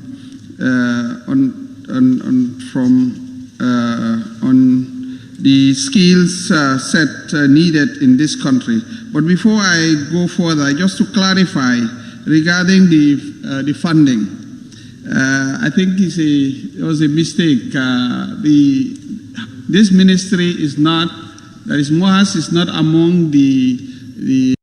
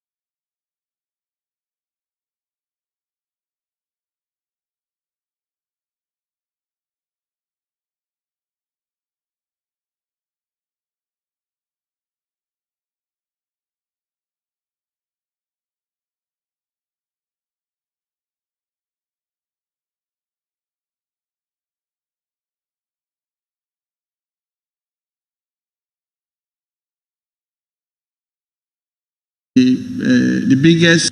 The entrepreneurship and innovation, as you are aware, His Excellency President Barrow some weeks ago launched the Skills, Innovation and Entrepreneurship Fund, which is a World Bank project that we are running under the RISE project that will help to address three windows. One will be giving scholarships to the youths for the skill who are in the Tibet centers, and all coming, whether they are coming from the private sector or the public sector, they will be supported. However, it is going to be competitive as per the World Bank guidelines, but it will be open to everybody to apply. So this will be announced in the coming weeks. The second window will be helping institutions also to develop their curriculum to respond to the needs of the industry, so that what they do is not, there's no mismatch between what exists in the classroom and what exists in the industry. So that academia will be able to enter into dialogue with the employers and so on, so that their products will be able to be functional. And that's the ultimate objective, is after their graduation, for them to be able to find jobs. Either they employ themselves or to be employed. That is one of the objectives. The third component will be startups. That is, there will be funding also to support startups, so for the youth. So all is geared towards helping the youths of this country. This is what we are starting, and as a project for under that program, and we're going to do a lot of that. We are also expecting funding later also from COICA that will help us to establish for the first time GTEC, and that is a center that will help also address the assessment, but it will be well equipped also with state-of-the-art equipment. We are trying through the World Bank project also to get fund support. We bought some equipment, state-of-the-art equipment for USEC, but it's not enough. So we need to cascade it down to even the Tibet centers. So for the time being, we're working on for the engineering itself. They have state-of-the-art equipment that even some universities in the sub-region do not have. So better late than never, but this is what we are having. But we need to continue pushing in getting those stuff. The other thing also is the engineering program. The novelty is, I always provoke my colleagues that next year we'll be celebrating 60 years of independence. As I'm talking to you, we are yet to produce homegrown engineers. So this will really help us produce homegrown engineers. And that is also in response to what I have been saying over and over. It's now being a song that we have a technical issue and we need to come up with a response. And the response is a system of containment. The system of containment is having a human capital, a well-trained citizenry, so that when you get the loans, the grants, you now give it to these Gambians, well-trained engineers. So then the money stays. The money will not go out. But without that, it comes and it goes out. So that will delay our development. And the mantra with my students is development cannot be postponed because it is now. For the university education, this will really help, really address the mismatch. Also, the college programs that is not talking to the ones at the University of the Gambia. Now everything will be in one place. Since we don't have enough resources, right now we have two baskets of education. One at the University of the Gambia and the other one at Gambia College, and they don't talk to each other. So now what we are trying to do is bring them together, and we have one national basket of education, and then now the curriculum will be aligned, so that from ECD, training the nursery teachers up to PhD.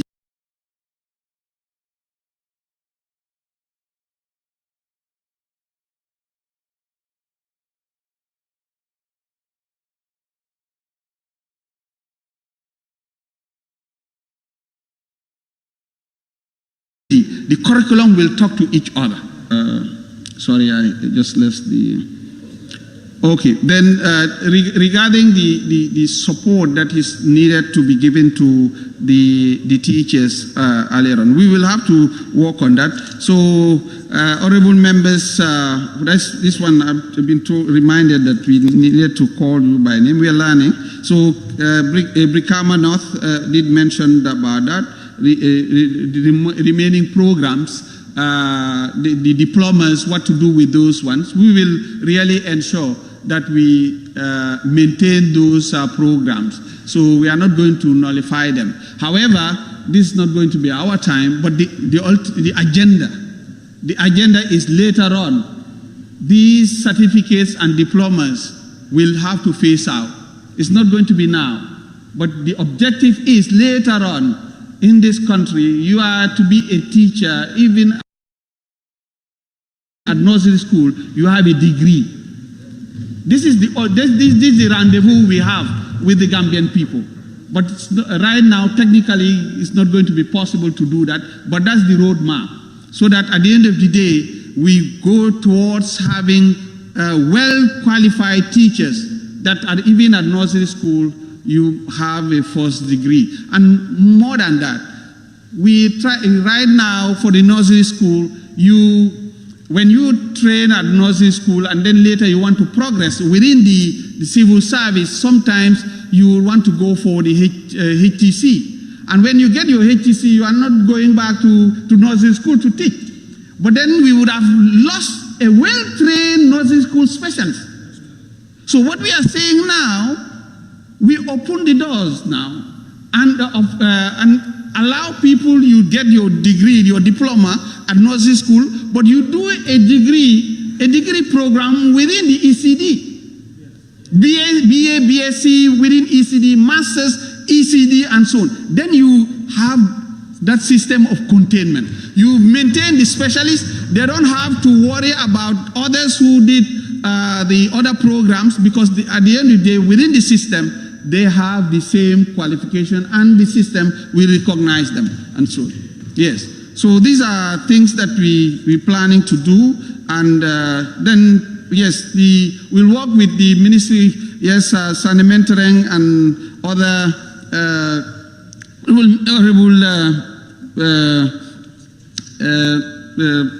member of Sanimentereng and others did talk about the retention. We'll work with the Ministry of Civil Service and the Ministry of Basic and Education to see how best we can improve on the retention of after training them, because from our end is to train. So then we give it to the different ministries.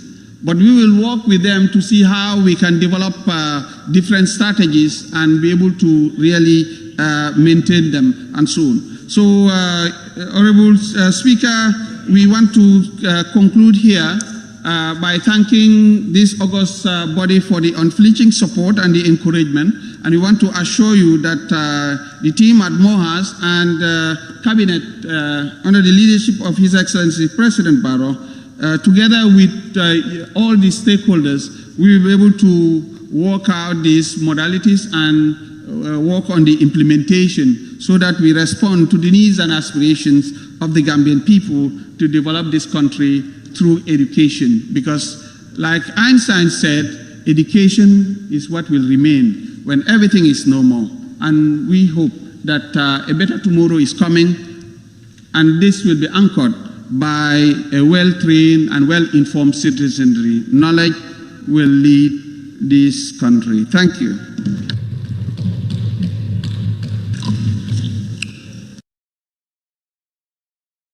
Thank you very much, Honorable Minister.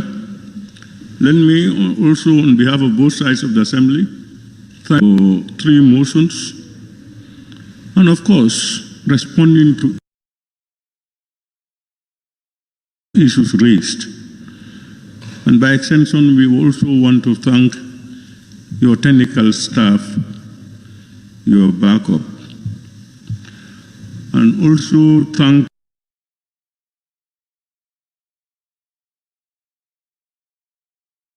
honorable members for your that this Honorable Assembly do approve the transformation of the Management Development Institute into a civil service university in accordance with the Tertiary and Higher Education Act 2016. Those in favor, please say aye. Those not in favor, please say no. The ayes have it. Honorable members, it has been moved and seconded that this Honorable Assembly do consider the transformation of the Gambia College into the University of Education in accordance with Tertiary and Higher Education Act 2016. Those in favor, please say aye. Those not in favor, please say no. The ayes have it. Honorable members, be resolved that this Honorable Assembly do approve the transformation of the Gambia College into the University of Education in accordance with the Tertiary and Higher Education Act 2016. Those in favor, please say aye. Those not in favor, please say no. The ayes have it. Once again, Honorable Minister, thank you very much and congratulations. Honorable Speaker? Yes? I think you repeated the Gambia College twice and you omitted the MDI.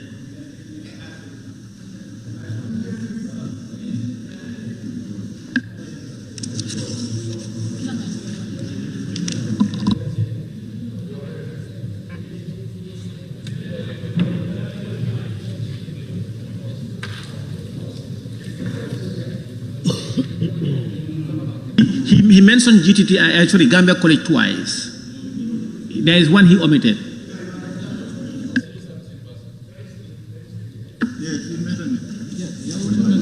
Honorable Speaker mentioned MDI already. I think he didn't mention the first one.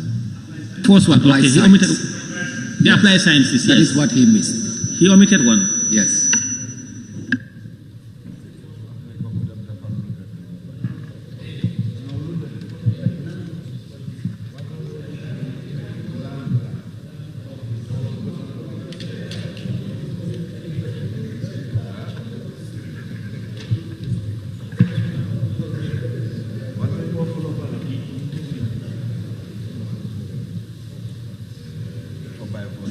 Okay, honorable members, be resolved that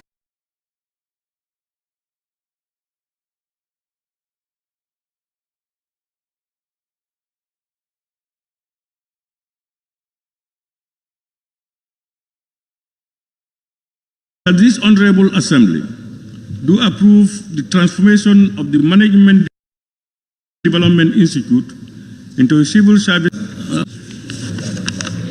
and his technical backup. I also want to thank honorable members. Speaker.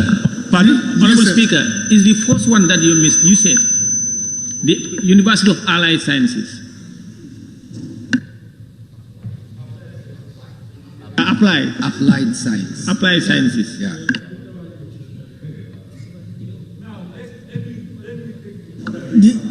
Exactly.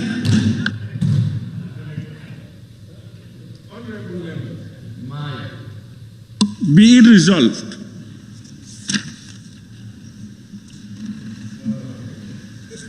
that this Honorable Assembly do approve the establishment of the University of Applied Sciences, Engineering and Technology in accordance with Tertiary and Higher Education Act 2016. Those in favor, please say aye. Those not in favor, please say no. The ayes have it. Honorable members, be resolved that this Honorable Assembly do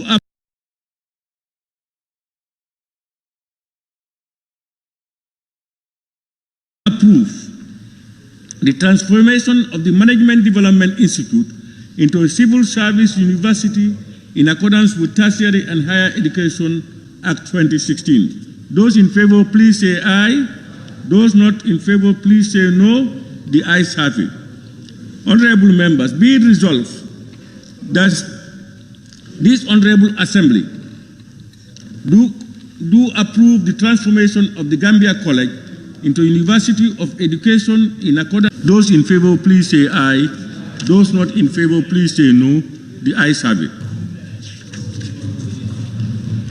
Once again, honorable members, I want to thank the honorable minister and your technical backup.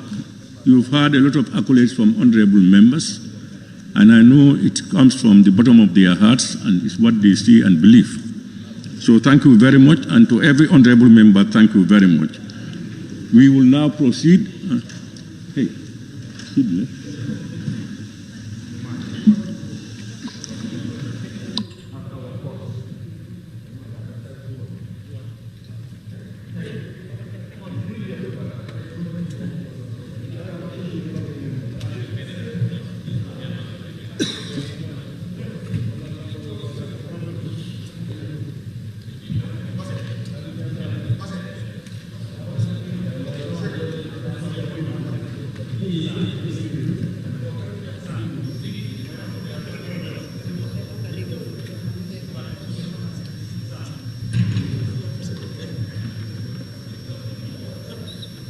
Clerk.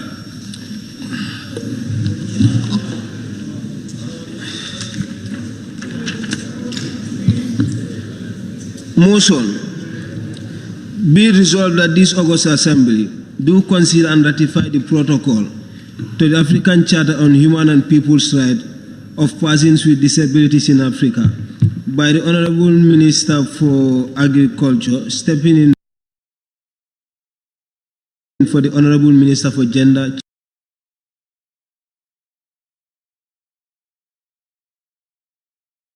Children and Social Welfare. I want to propose that we do as we did in the morning, for the Honourable Minister to be allowed to lay the two different motions together, and we consolidate the debate, and then why not? Thank you. Member for Nyanija. Mr. Speaker, I have a motion. Honourable Member, can we please deal with the proposal from the Majority Leader, Member for Kantora first, the Member for Jara Central? Thank you, Honourable Speaker. I rise to second the proposal raised by the Majority Leader and the Member for Kantora. Thank you. Yeah, it's a proposal, not motion yet. I'm not so, honourable members, are you in agreement with the proposal?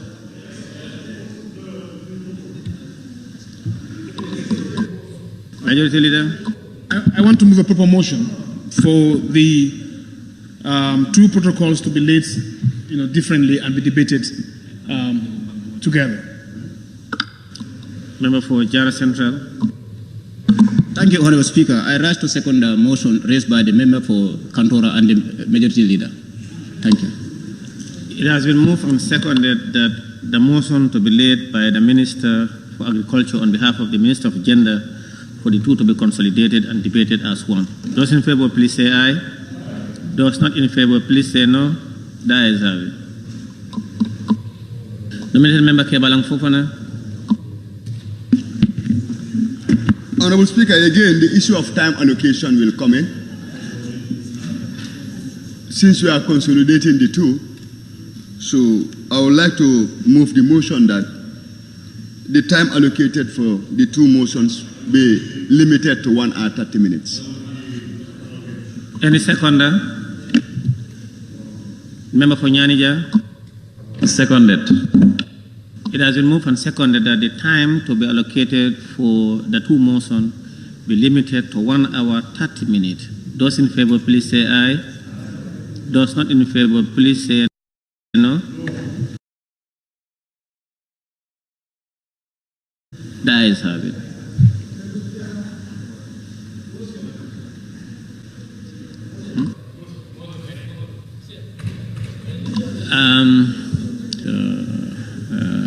Become a note. It's 1 hour 30 minutes. That's what we approved for all members. And I'm not sure how we divide it so that each and every member. Member for Become a note and Minority Leader. Usually there's a motion for 3 minutes to be allotted to each member. Majority Leader. I second the motion. It has been moved. It has, please, honorable members, there is a motion and we are going to vote. If you agree, you vote in favor of the motion. And if you disagree, Member for Lower Salem, don't use your mic, please. We are going to vote. No, please. Please. No. Please. It has been moved and seconded that time allocated to each member contributing to these motions be limited to 3 minutes. Those in favor, please say aye. Those not in favor, please say no. No. The ayes have it. Okay, who's calling for division? Please, remember follow Salem, yes? Division. All right, now we will vote. Please order. Member for Kianwes, order. No, please. No. After the voting, when the votes are counted, you can observe. Now let's vote. Those in favor of the motion for members to be limited to 3 minutes, raise your hands.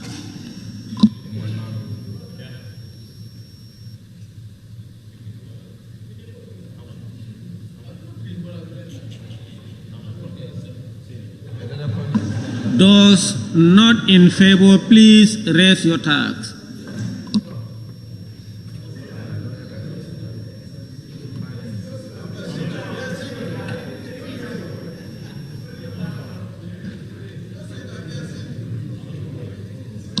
Abstention, please. Those who are abstaining from voting, please raise your tags.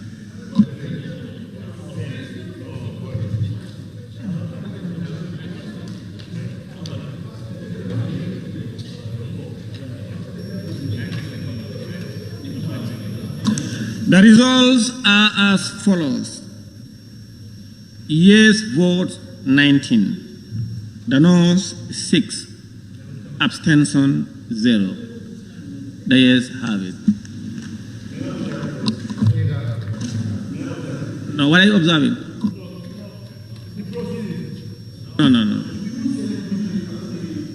No.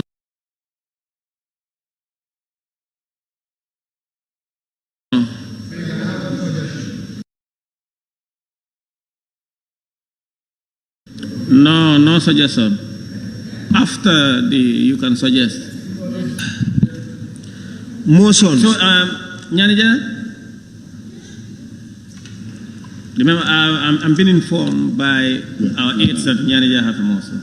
It's a different thing. So, thank you very much, Honorable Speaker. Honorable Speaker, with your permission, I want to move a motion in accordance with clause 53K and 103.13 for the Joint Committee on Health and Gender and the Health Committee to be granted leave to sit just tomorrow to validate our reports on the Social Protection Bill and, of course, the Women Amendment Bill and the Nutrition Bill. Any seconder?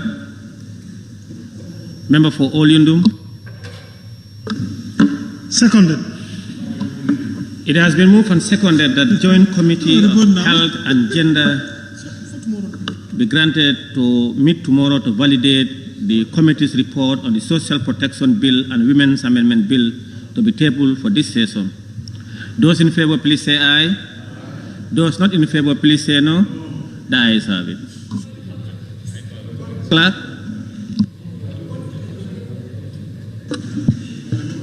Motions. Be it resolved that this August Assembly do consider and ratify the protocol to the African Charter on Human and People's Rights of Persons with Disabilities in Africa by the Honorable Minister for Gender, Children and Social Welfare. Motion. Be resolved that this August Assembly do consider and ratify the protocol to the African Charter on Human and People's Rights on the rights of older persons in Africa by the Honorable Minister for Gender, Children and Social Welfare. All motions to be tabled by the Honorable Minister for Agriculture on behalf of the said Minister. Thank you. Honorable Minister, please take the podium. You will table the two together, then we will debate on both of them. Thank you. Motion on the African Union Protocol of the African Charter on Human and People's Rights on the rights of persons with disability in Africa. Honorable Speaker, I rise to move a motion that this House consider and ratify the African Union Protocol of the African Charter on Human and People's Rights on the rights of persons with disability in Africa. The government of the Gambia signed the African Charter on Human and People's Rights on the 11th of February 1983 and set it on the 8th of June 1983. The government of the Gambia acceded to the Convention on the Right of the Person with Disability on the 6th of July 2015 and was domesticated by these honorable members of the National Assembly on the 6th of July 2021. This protocol drew inspiration from the Convention and to ensure that the fundamental human rights and freedom of persons with disability are protected, promoted, and fulfilled in all aspects. The next periodic report of the African Human and People's Rights and the Maputo Protocol to be submitted by the Gambia will hopefully include the signing and ratification of this protocol on the rights of persons with disability. Honorable Speaker, the rights of persons with disability have been neglected for long. Hence, the adoption of the protocol to the African Charter on Human and People's Rights on persons with disability in the Gambia during the 19th extraordinary session of the African Commission on Human Rights held from the 16th to the 25th of February 2016. In essence, the signing and ratification of the protocol would prudently contribute to, among others, the capacity of persons with disability to support their own independent living and for them to contribute to the social, cultural, and economic development of our communities. In addition, the purpose of this protocol is to raise action much higher and give effect to the government's commitment to the protection of the rights of persons with disability as outlined in Section 31 of the Constitution of the Republic of the Gambia, 1997, Persons with Disability Act 2021, and the United Nations Charter on Persons with Disability. The African Union Protocol calls our attention to the disability as a human right and a development issue. Therefore, the ratification of this AU protocol will further enable the Gambia to continue to create conditions that enable people with disability to continue to actively participate in nation development. Honorable Speaker, I beg to move this motion. Motion on the African Union Protocol of the African Charter on Human and People's Rights on the right of older persons in Africa. Honorable Speaker, I rise to move a motion that this House consider and ratify the African Union Protocol of the African Charter on Human and People's Rights on the right of older persons in Africa. The government of the Gambia signed the African Charter on Human and People's Rights on the 11th of February 1983 and acceded to on the 8th of June 1983.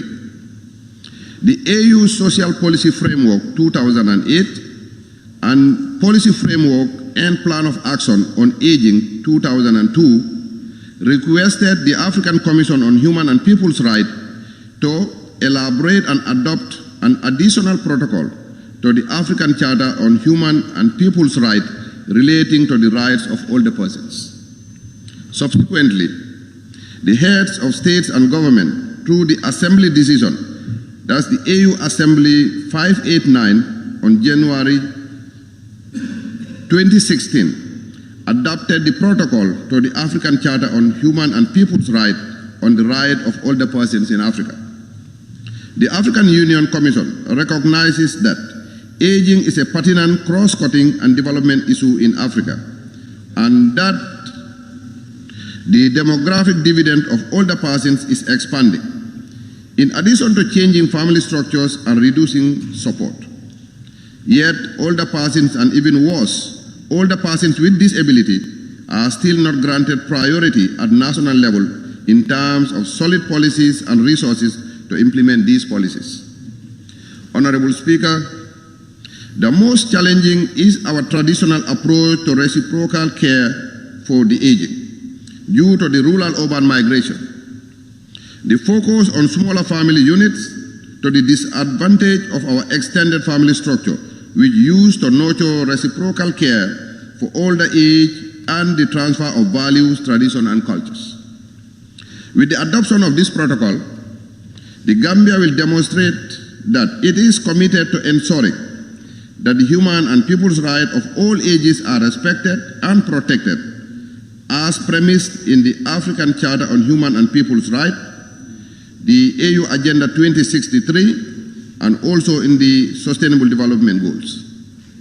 The Gambia is a signatory to the African Charter, shall ensure that the 1991 UN Principle of Independence, Dignity, Self-Fulfillment, Participation and care of older persons are included in its national laws and are legally binding as the basis for ensuring the rights of older persons.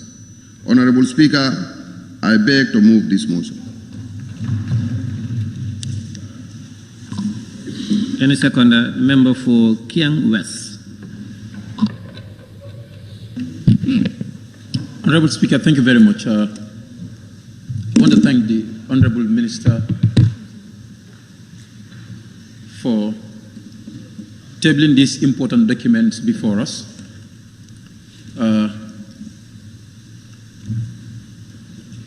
We are very limited as honorable members to debate on these two documents. I have seconded the motion. Honorable Speaker, I second the motion. Then I will take part in the debate. We are limited as honorable members to look at these two documents. The first protocol that we are looking at, the protocol to the African Charter on Human and People's Rights on the rights of persons with disabilities, with 28 pages. You're asking us to debate on it 1 minute 30 seconds. 28 pages. Issues with disabilities. We need to look at the document and make recommendations, even though they are not going to influence the issues here, but we can domesticate them. We can recommend for domestication of those issues that we have here. And we look at our laws that we have. But if we are asking honorable members to debate on this 48 document on 1 minute 30 seconds, does it make sense? Honorable members, I think sometimes we need to look at our actions and how it affects negatively on our deliberations. If you don't have anything to say, allow others to debate. They debate and then we go home. But you cannot limit honorable members by vote, because we know that parliamentary decision lies in the vote. So don't capitalize on those things and limit parliamentary work. Thank you very much, Honorable Member.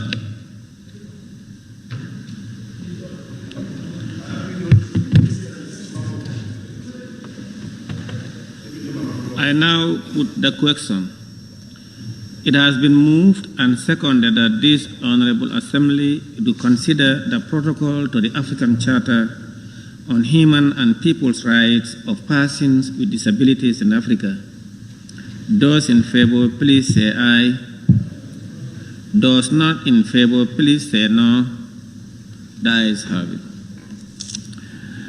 On the other protocols, it has been moved and seconded that this Honorable Assembly do consider the protocol to the African Charter on Human and People's Rights on the rights of older persons in Africa. Those in favor, please say aye. Those not in favor, please say no. The ayes have it. Any honorable member who wishes to take part in the debate may do so by show of tag.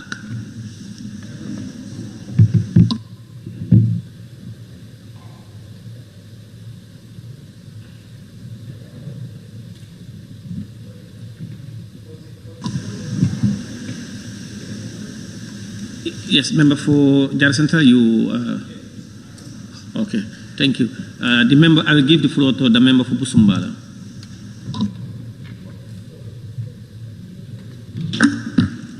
Thank you very much, Honorable Speaker. We thanked the Honorable Minister for Agriculture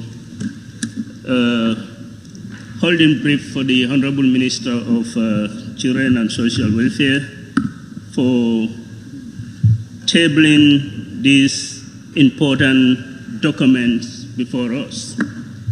Honorable Speaker, I believe the Protocol to African Charter on Human People's Right on the Right of Persons with Disability in Africa need to be considered.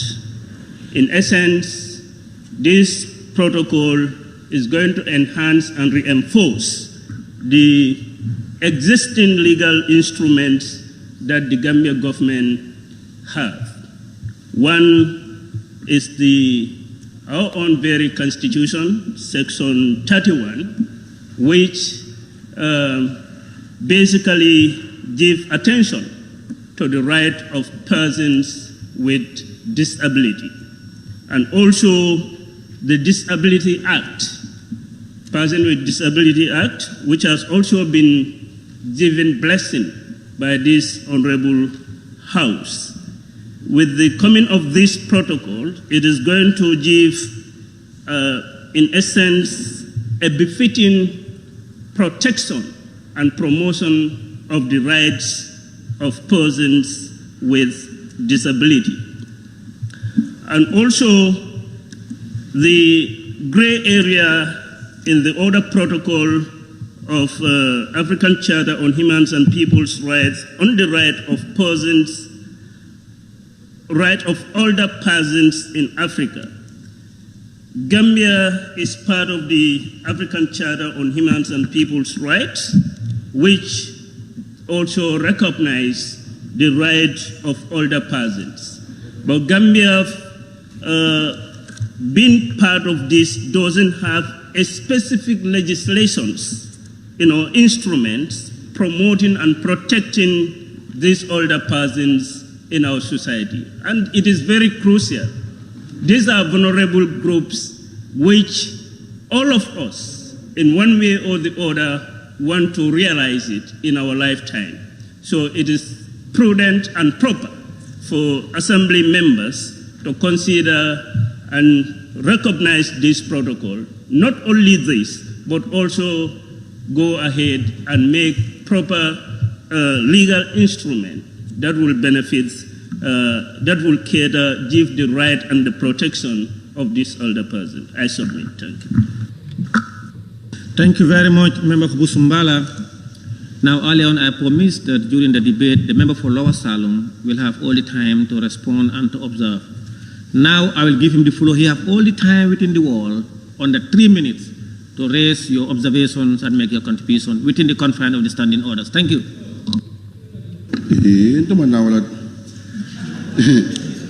Thank you very much, Honorable Speaker, for giving the floor. Honorable Speaker, I am not here to respond, just to, other issues, but we can go. Honorable Speaker, yes, I will support this document, because there was a document also passed in the Parliament here for the 5th legislature. But, Honorable Speaker, the fact of the matter is whether these disabled persons are taken care of by the government. Honorable Speaker, the record shows 7.9% of our population, over 208,000 people that are suffering from a kind of disability.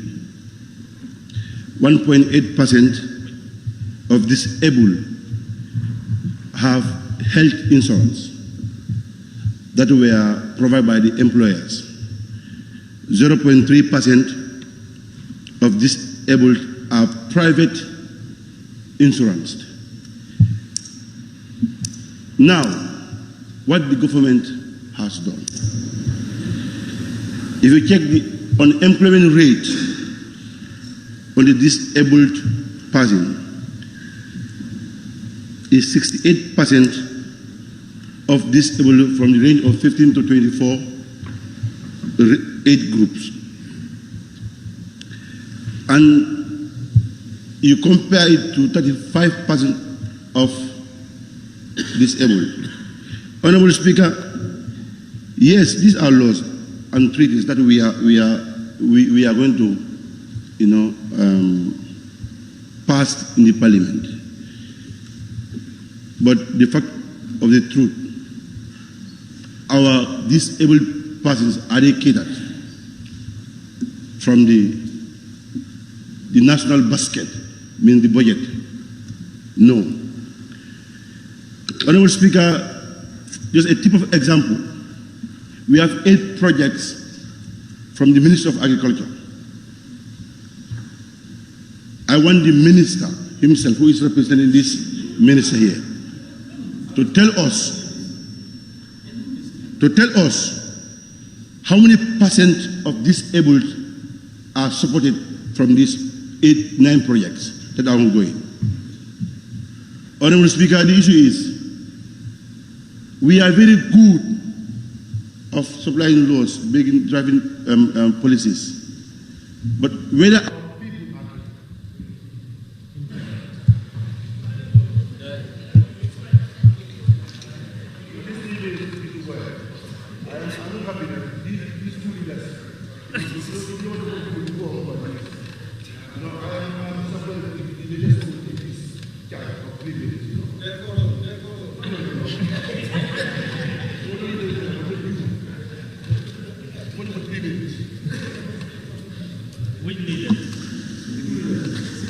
Thank you, Member for Lower Salum. I'm not sure, but the Agriculture Minister is not here representing his ministry. He is representing gender, but it's up to him. Anyway.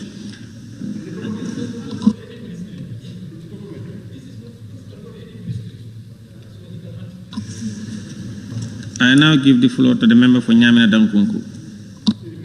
Thank you, Honorable Speaker, for giving me the floor. Let me also join my colleague to thank the Minister of Agriculture, who actually stepped in for the Minister of Gender.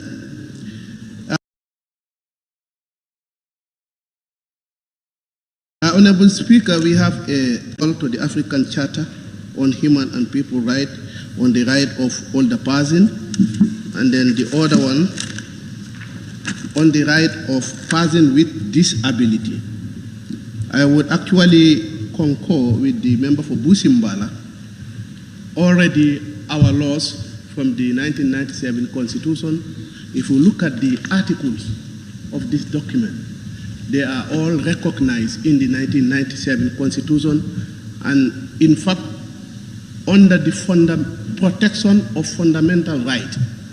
And to the extent all these clauses are entrenched, that shows how we are serious when it comes to issue of fundamental right. And then, notwithstanding again, in 2021, this August Assembly passed another act on person with disability. If you look at that one also, in fact, the African Charter on Human Rights, on Human and People Rights, having their office in the Gambia, I was already thinking whether they have access to the act that we pass here. Because if you look at the document, it was almost everything that is captured on the Disability Act that was passed in this August Assembly. It is actually reflected in the protocol. So, meaning that already as a country, we are ahead. We are ahead. The legislature, the protocol is asking for legislation, and there is already a legislation put in place. So, on the right of older person, we actually did not have a stand-alone legislation. But if you look at, again, as I mentioned earlier on, Chapter 4, all the articles that are captured in the right of older person is recognized by the 1997 Constitution. Meaning that what we need to do as a nation is to make sure that we enforce our laws. And then we have seen the right of the people with disability older person, especially nowadays, people with disability. We have seen them. We have some of them in the judicial system. In this August Assembly, last legislature, there was a person with disability.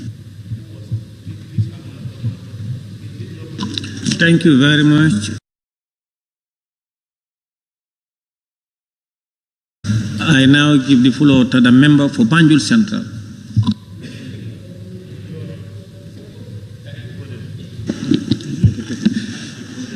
Thank you, Honorable Speaker.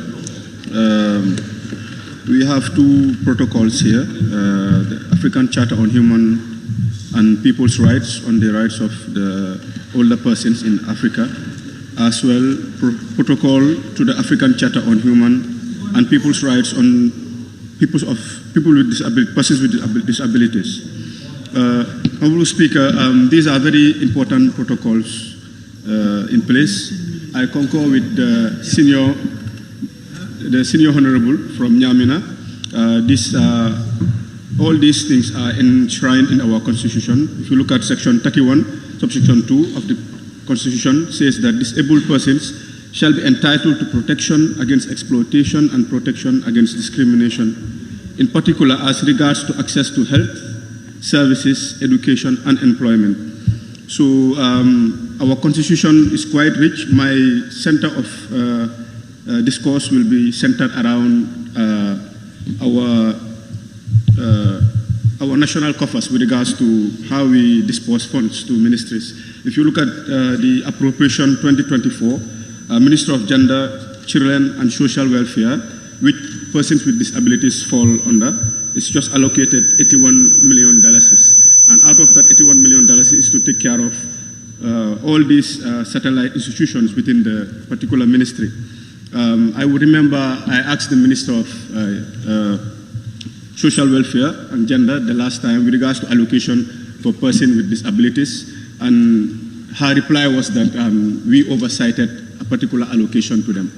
And the reality is we've been debating and making appropriations to different ministries, but hardly have I ever seen we take particular notice or pay certain special attention to people with disabilities. And I think from now on, we have to make sure that we do due diligence and make sure that appropriate budget is given to these people, and that we make sure that their rights are protected at all costs.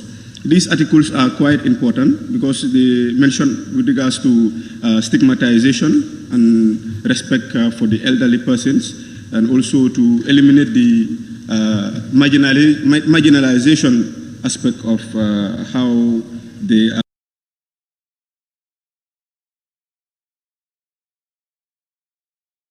seen in society and programs and activities. The honorable member for Lower Salome made mention of it, which is very important, is that everything looks good on paper, but...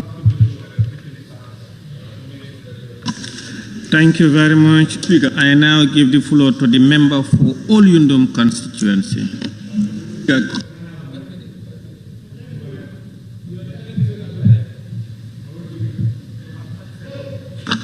Thank you. Let me also join my colleagues to first thank the Minister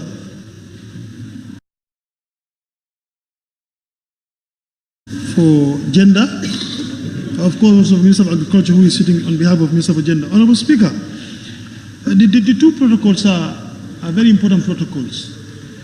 And together, the disability one and then the one for persons,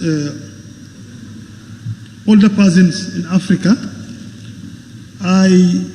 I was just going through. The one for the disability, I think that one is done, because all of us together will agree that, you know, we have a disability bill, an act that was, a bill that was passed in Parliament, and now currently should be an act. We have been doing a lot in that.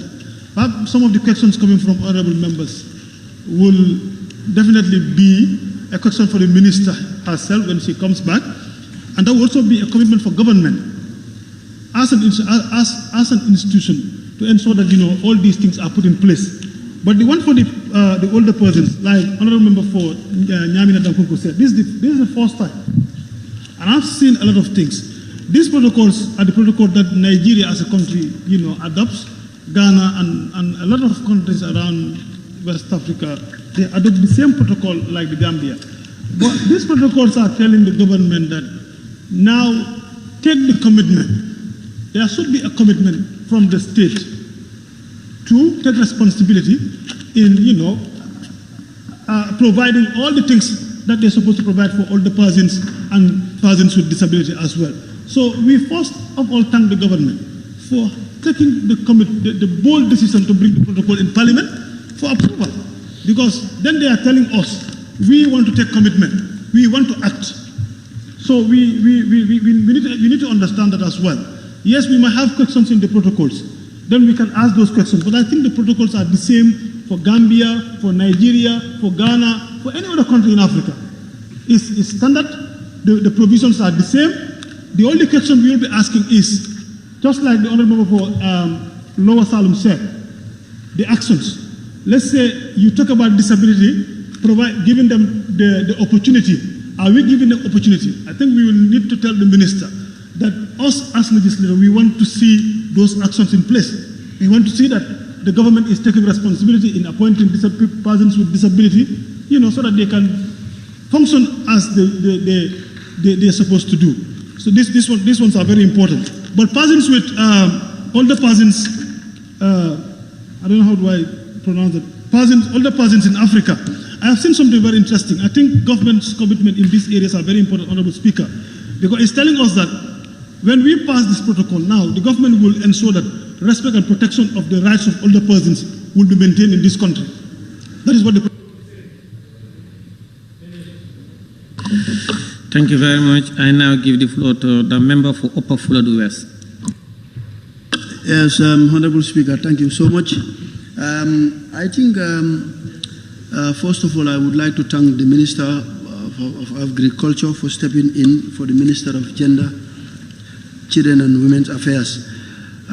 I think bringing this protocol to the Parliament for us to ratify, I think it's a right move in the right direction, because if you look at the Constitution of the Gambia in section 31(1), where it is stated that the rights of the disabled should be recognized and respected by the state or the society where he or she lives.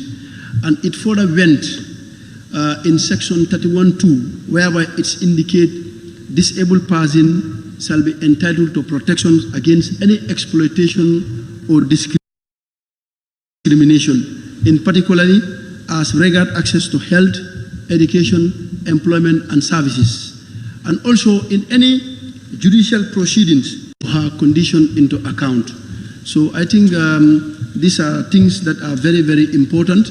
And then we all know disability does not mean inability. We have a lot of disabled people in this country.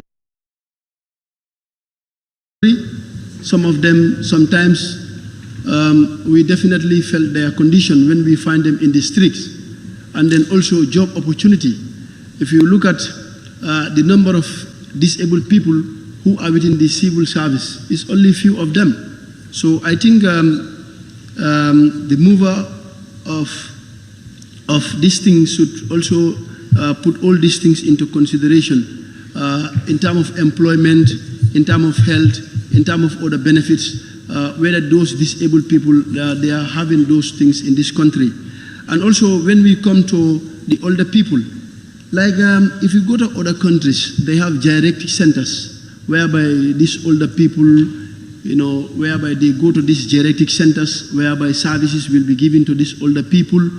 And then I think government of the Gambia should also try to build those centers for our elderly people, especially those 70, 80 years, whereby they cannot be taken care of by their families. But when we have those geriatric centers in the country, whereby those elderly people, they will be taken care of. So I think bringing this protocol to the Parliament for us to ratify, I think is something laudable. And then also, I want the government to put these things be any other thing or any other form.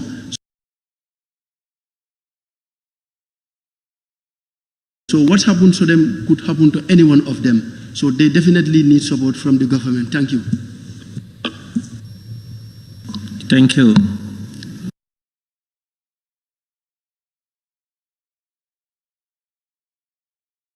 Now the member for Banjul North.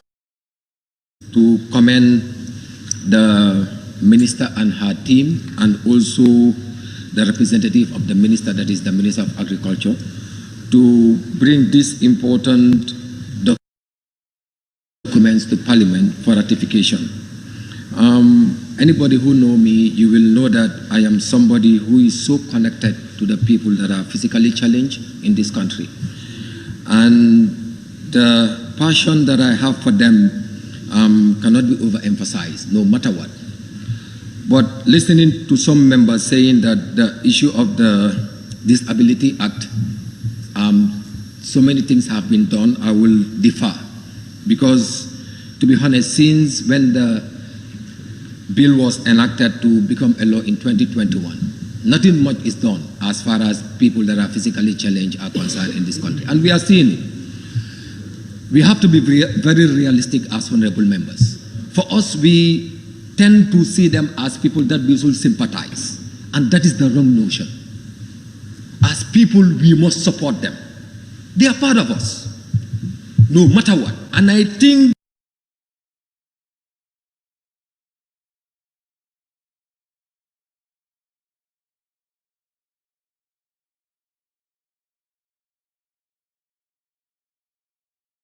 this particular issue of even the people that are physically challenged having access to public office, which is very unfortunate in this country. Why are institutions building their offices without considering the people that are physically challenged? It should be a concern. So I think it is high time as a country to make sure that we change ideas to actions. It's not a matter of coming up with such documents, trying to make sure that it is in place, and wherever we go, we will always say that, yes, we have it as part of our law. We've already ratified it. But what are we doing in terms of action? I think this is very important. And this should be the way forward, even for the ministry itself, to consider more as far as the people that are physically challenged are concerned, or differently able are concerned in this country. Because to be honest, they are marginalized and they are very vulnerable, especially when you go to the streets, you will come to realize that there is less care as far as authorities of this country are concerned towards people that are physically challenged. And this needs to be addressed. The other thing has to do with the older persons in Africa. This is a very important document. I know as Gambia, for us, we will always prefer, especially when... Thank you very much. I now give the floor to the member for Sabak Sanjal. Thank you very much, Honorable Speaker, for giving me the floor. I think I will also join my colleagues to thank the Honorable Minister of Agriculture for stepping in for the minister that was supposed to table this before us. Honorable Speaker, the population of ECOWAS is aging. In fact, the population of people aged 60 and above will be more than triple by 2050, according to research, rising from 16 million in 2017 to more than 58 million in 2050. I think this should be a concern to all of us. We understand that we have these laws domesticated, and even without these laws, we understand that in the Gambia, in our country, we have respect for all elders and we have respect for disabled persons. But then, even though we have this respect given to them and accorded to them, but how do we make sure that we get them all the privileges that they are supposed to have? For example, if you go to other countries, you realize that they have homes for the disabled persons and also homes for older people, and these are places where they are taken good care of. It is norm and value and culture and respect here and dignity that, you know, people that have sons and daughters will take care of them when they are aging and when they are also disabled. But how about those that are not having sons and daughters? Are we putting that into consideration? These are people that would be taken care of when these protocols like this are respected. So I'm urging my honorable members to make sure that I don't think we need that much time, you know, to debate on issues that are of beneficial to us. You know, we should take it as a norm. Things that are good for the nation when they come here, my friend. Why should we waste time? Let's append, we move. As a nation, we have to move. We don't have time. Time is going. Things that are bad, when they come here, we kick them out. That's all. We don't need time to do good. Honorable Speaker, with those simple remarks, I beg to take my seat. Thanks. Thank you. I now give the floor to the member for Sanementre.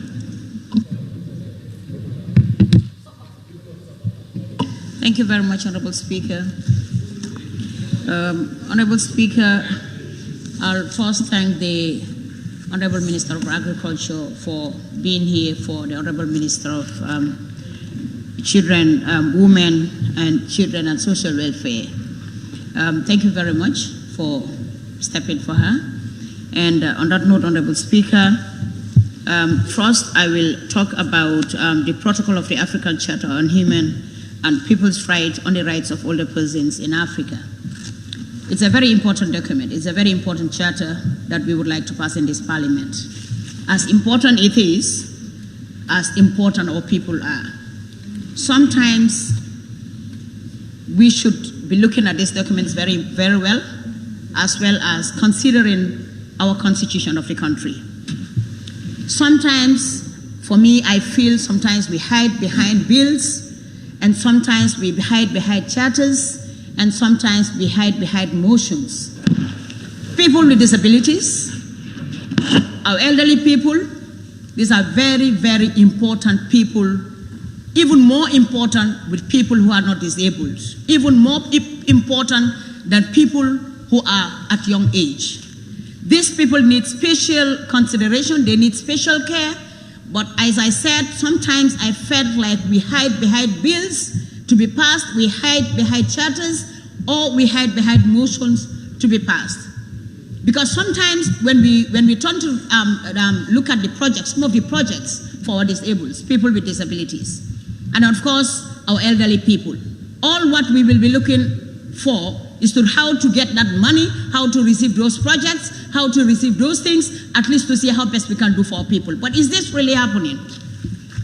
Because when you look at the Article 13, protection of older persons with disabilities, states parties shall, if you may permit me, Honorable Speaker, ensure that older persons with disabilities have access to assistive devices and specialized care, which responds to their needs within their communities. But is this really happening?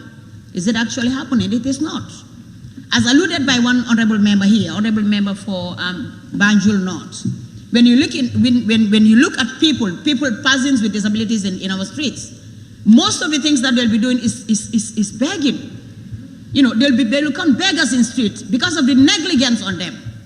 We should not ignore our people. I think these people need special care, and we need to take care of them and their children, as alluded by honorable member of Sabah Sanjal. So let us not hide behind bills, let us not hide behind charters, let us not hide behind motions. In order to receive money, say. Thank you very much. I now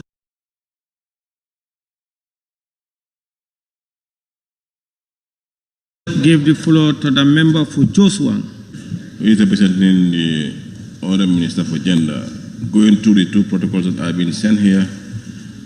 Honorable Speaker, I think we have to look at things and always think outside the box and always think about whom. Yes, these are things that are brought to us for us to look at and act on them. As others has mentioned, we started blaming that there were bills that comes in here. What are they doing on those bills or those acts? Are we asking ourselves a question about us?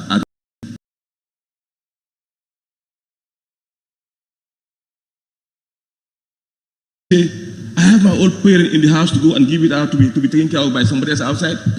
We are Muslim. I am Muslim. But for me, culture for everybody. Another one was adopted on the 29 January 2018. And to adopt and sign, you are compelled to ratify. Then thereafter, it is expected to be domesticated. All that is embedded in the two protocols are challenging that, we need to domesticate it and apply them to the latter. I am concerned about the terminology for the persons with disabilities. I think now the United Nations should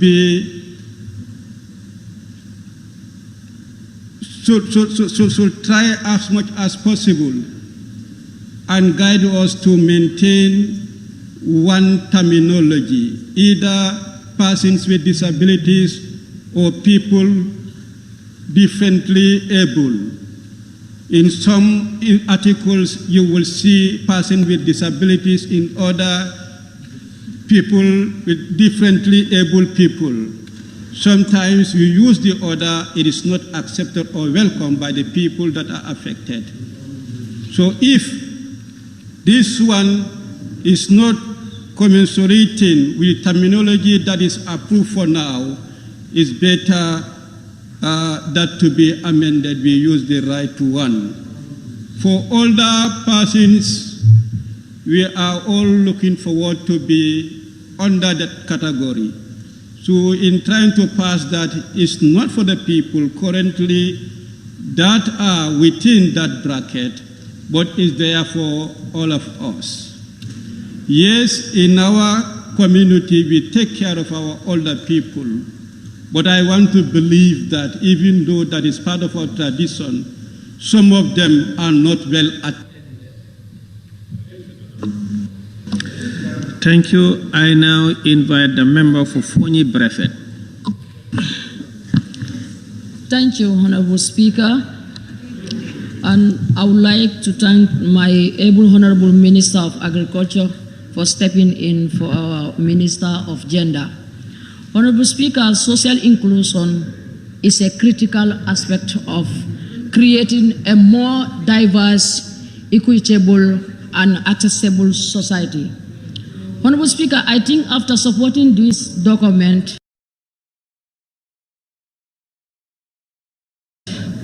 the Ministry of Gender will involve ensuring that persons with disability will have equal opportunity, equal rights to education, and respect in the society. And any other benefits a normal person is getting, I think after passing this document, people with disability should supposed to get these opportunities. Honorable Speaker, every individual, regardless of their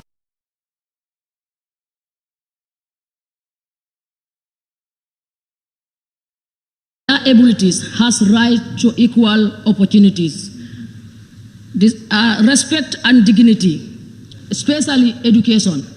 I would like to beg the Ministry of Gender, after passing this document, I want them to support the disabled who are in this country, especially at the education, like normal people. Some of them are facing challenges on mobility. I am appealing on behalf of the disabled students in the Gambia. They cannot be hustling like normal past changing. These disabled need a lot of things. And the environment at Faraba is not conducive for the disabled, where some of them, they find it difficult to climb to join their class. I wish the ministry, after passing this, they will look into consideration to build a ramp for the disabled. They find it difficult to use their classes. Please, I am appealing for the government, for the Ministry of Gender, to take care of our people, not to pass this bill. After getting money, you forget them. They are like us. They are so intelligent. Some of them are very intelligent. They can do things that we cannot even do. I am appealing on behalf of my fellow honorable members for the Ministry of Gender to consider these people. Thank you so much. Thank you. I now give the floor to the member for Fonyi Bintang.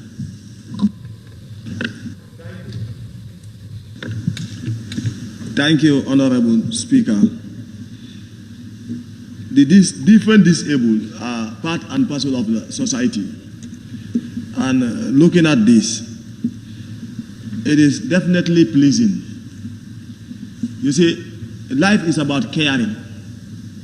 Life is about having concern for other people, especially different disabled. The different disabled are part and parcel of the society, and everybody here can become a different disabled. May God forbid.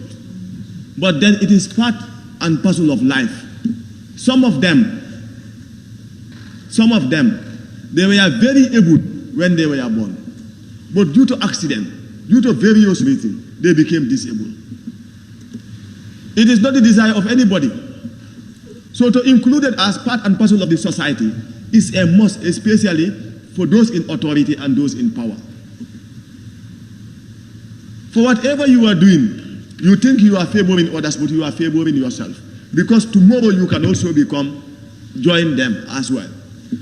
So once we are legislating, or once we are ratifying, we ratify as if we are ratifying for ourselves, or as if we are ratifying for our brothers and our sisters. Because they are our brothers and our sisters. Just like the one right honorable member said. He said, we have seen them in society, and what are they? They are only beggars. What do we have for them? Africa is creating something for them. As a government, what do we have for them? What can we do for them? That is a question. Upon that ministry,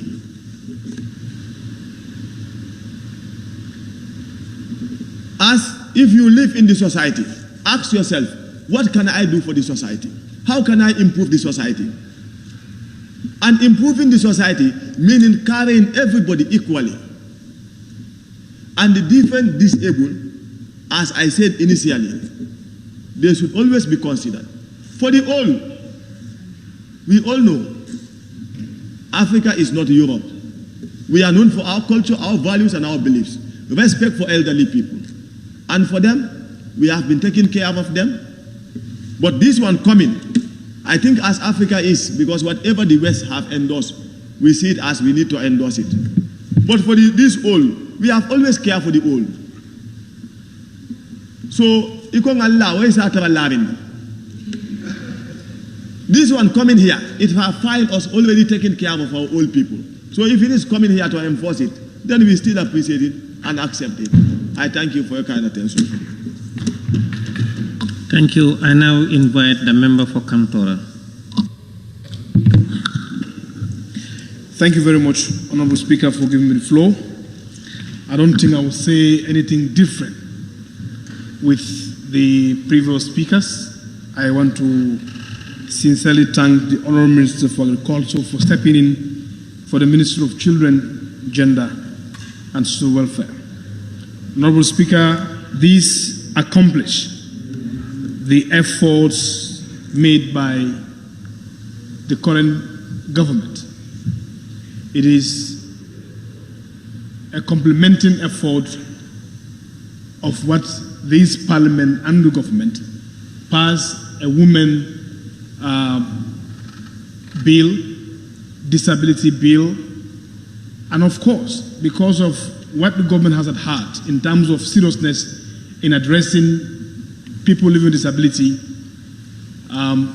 they venture into bringing a protocol that safeguards and protects not only the right to live, but of course, recognize right to education. It does also recognize their access to justice.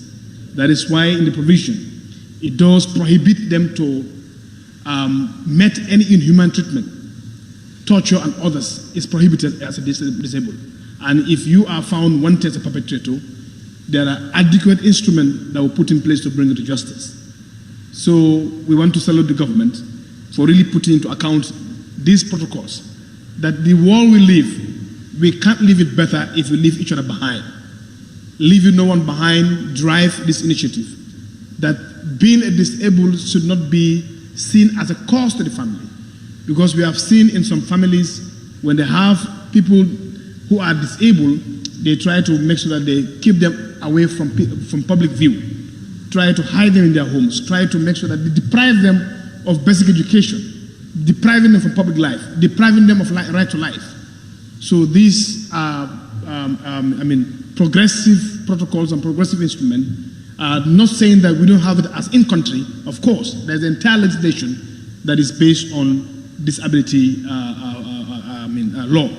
So we want to applaud the initiative that Gambia is known for respecting fundamental human rights.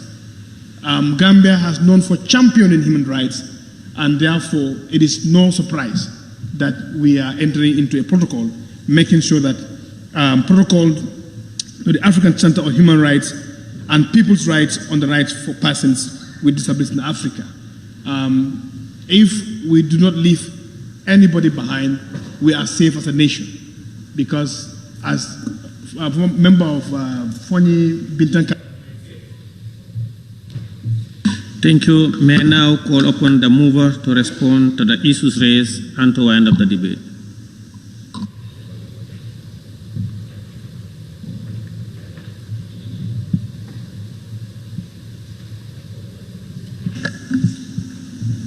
Thank you very much, Honorable Speaker. On behalf of the Honorable Minister for Gender, Children and Social Welfare, I want to take this opportunity to thank the honorable members of this August Assembly for your support to this motion. The protection of the rights of persons with disability and persons that are elderly or older persons is critical for our social, economic, and cultural empowerment of a very valued segment of our society. Gambia and His Excellency President Barrow is well recognized as a beacon of human rights, and the protocols ratified here today will add to our national human rights protection accolades. I thank the Assembly for your support. Everyone here can be a person with disability, and all of us here someday wish to be an older person. So what we are working on is for ourselves and for generations to come.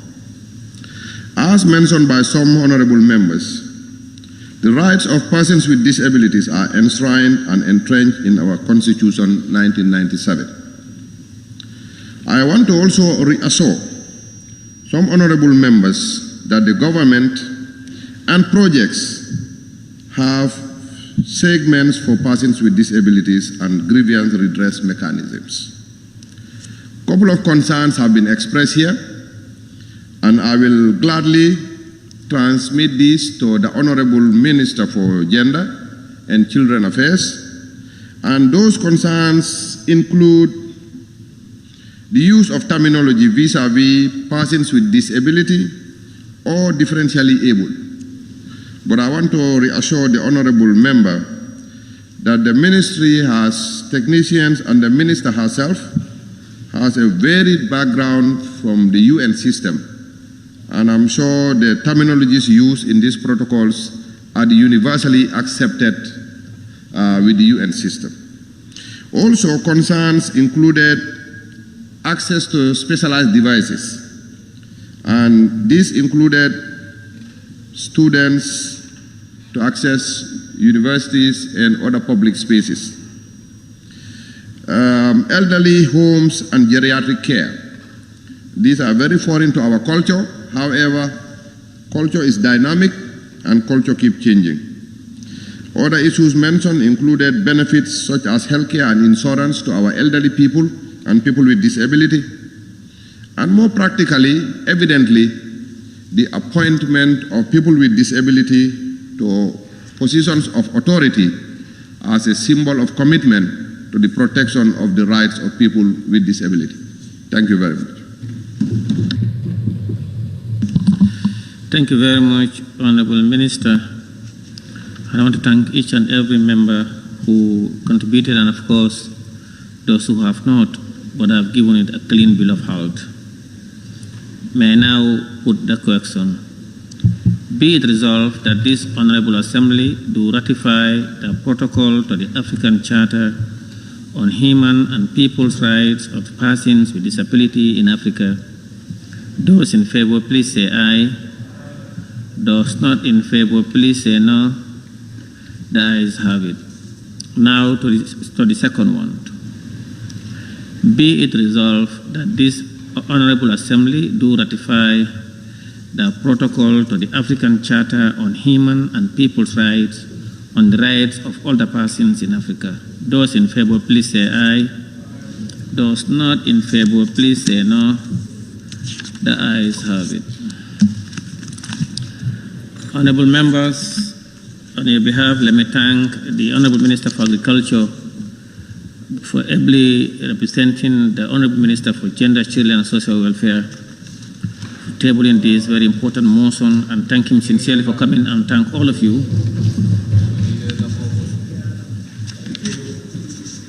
And thank all of you for your participation and contribution. It is for information that tomorrow there is no session, as we will prepare for the State of the Nation address on Thursday by His Excellency, the President of the Republic, in accordance with the 1997 Constitution. So on that note, I will now put the question.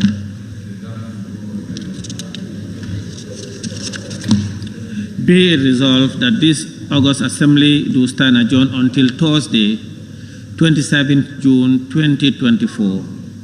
Those in favor, please say aye. Those not in favor, please say no. The ayes have it. This Assembly now stand adjourned until Thursday, 27th June 2024 at 10 a.m. prompt.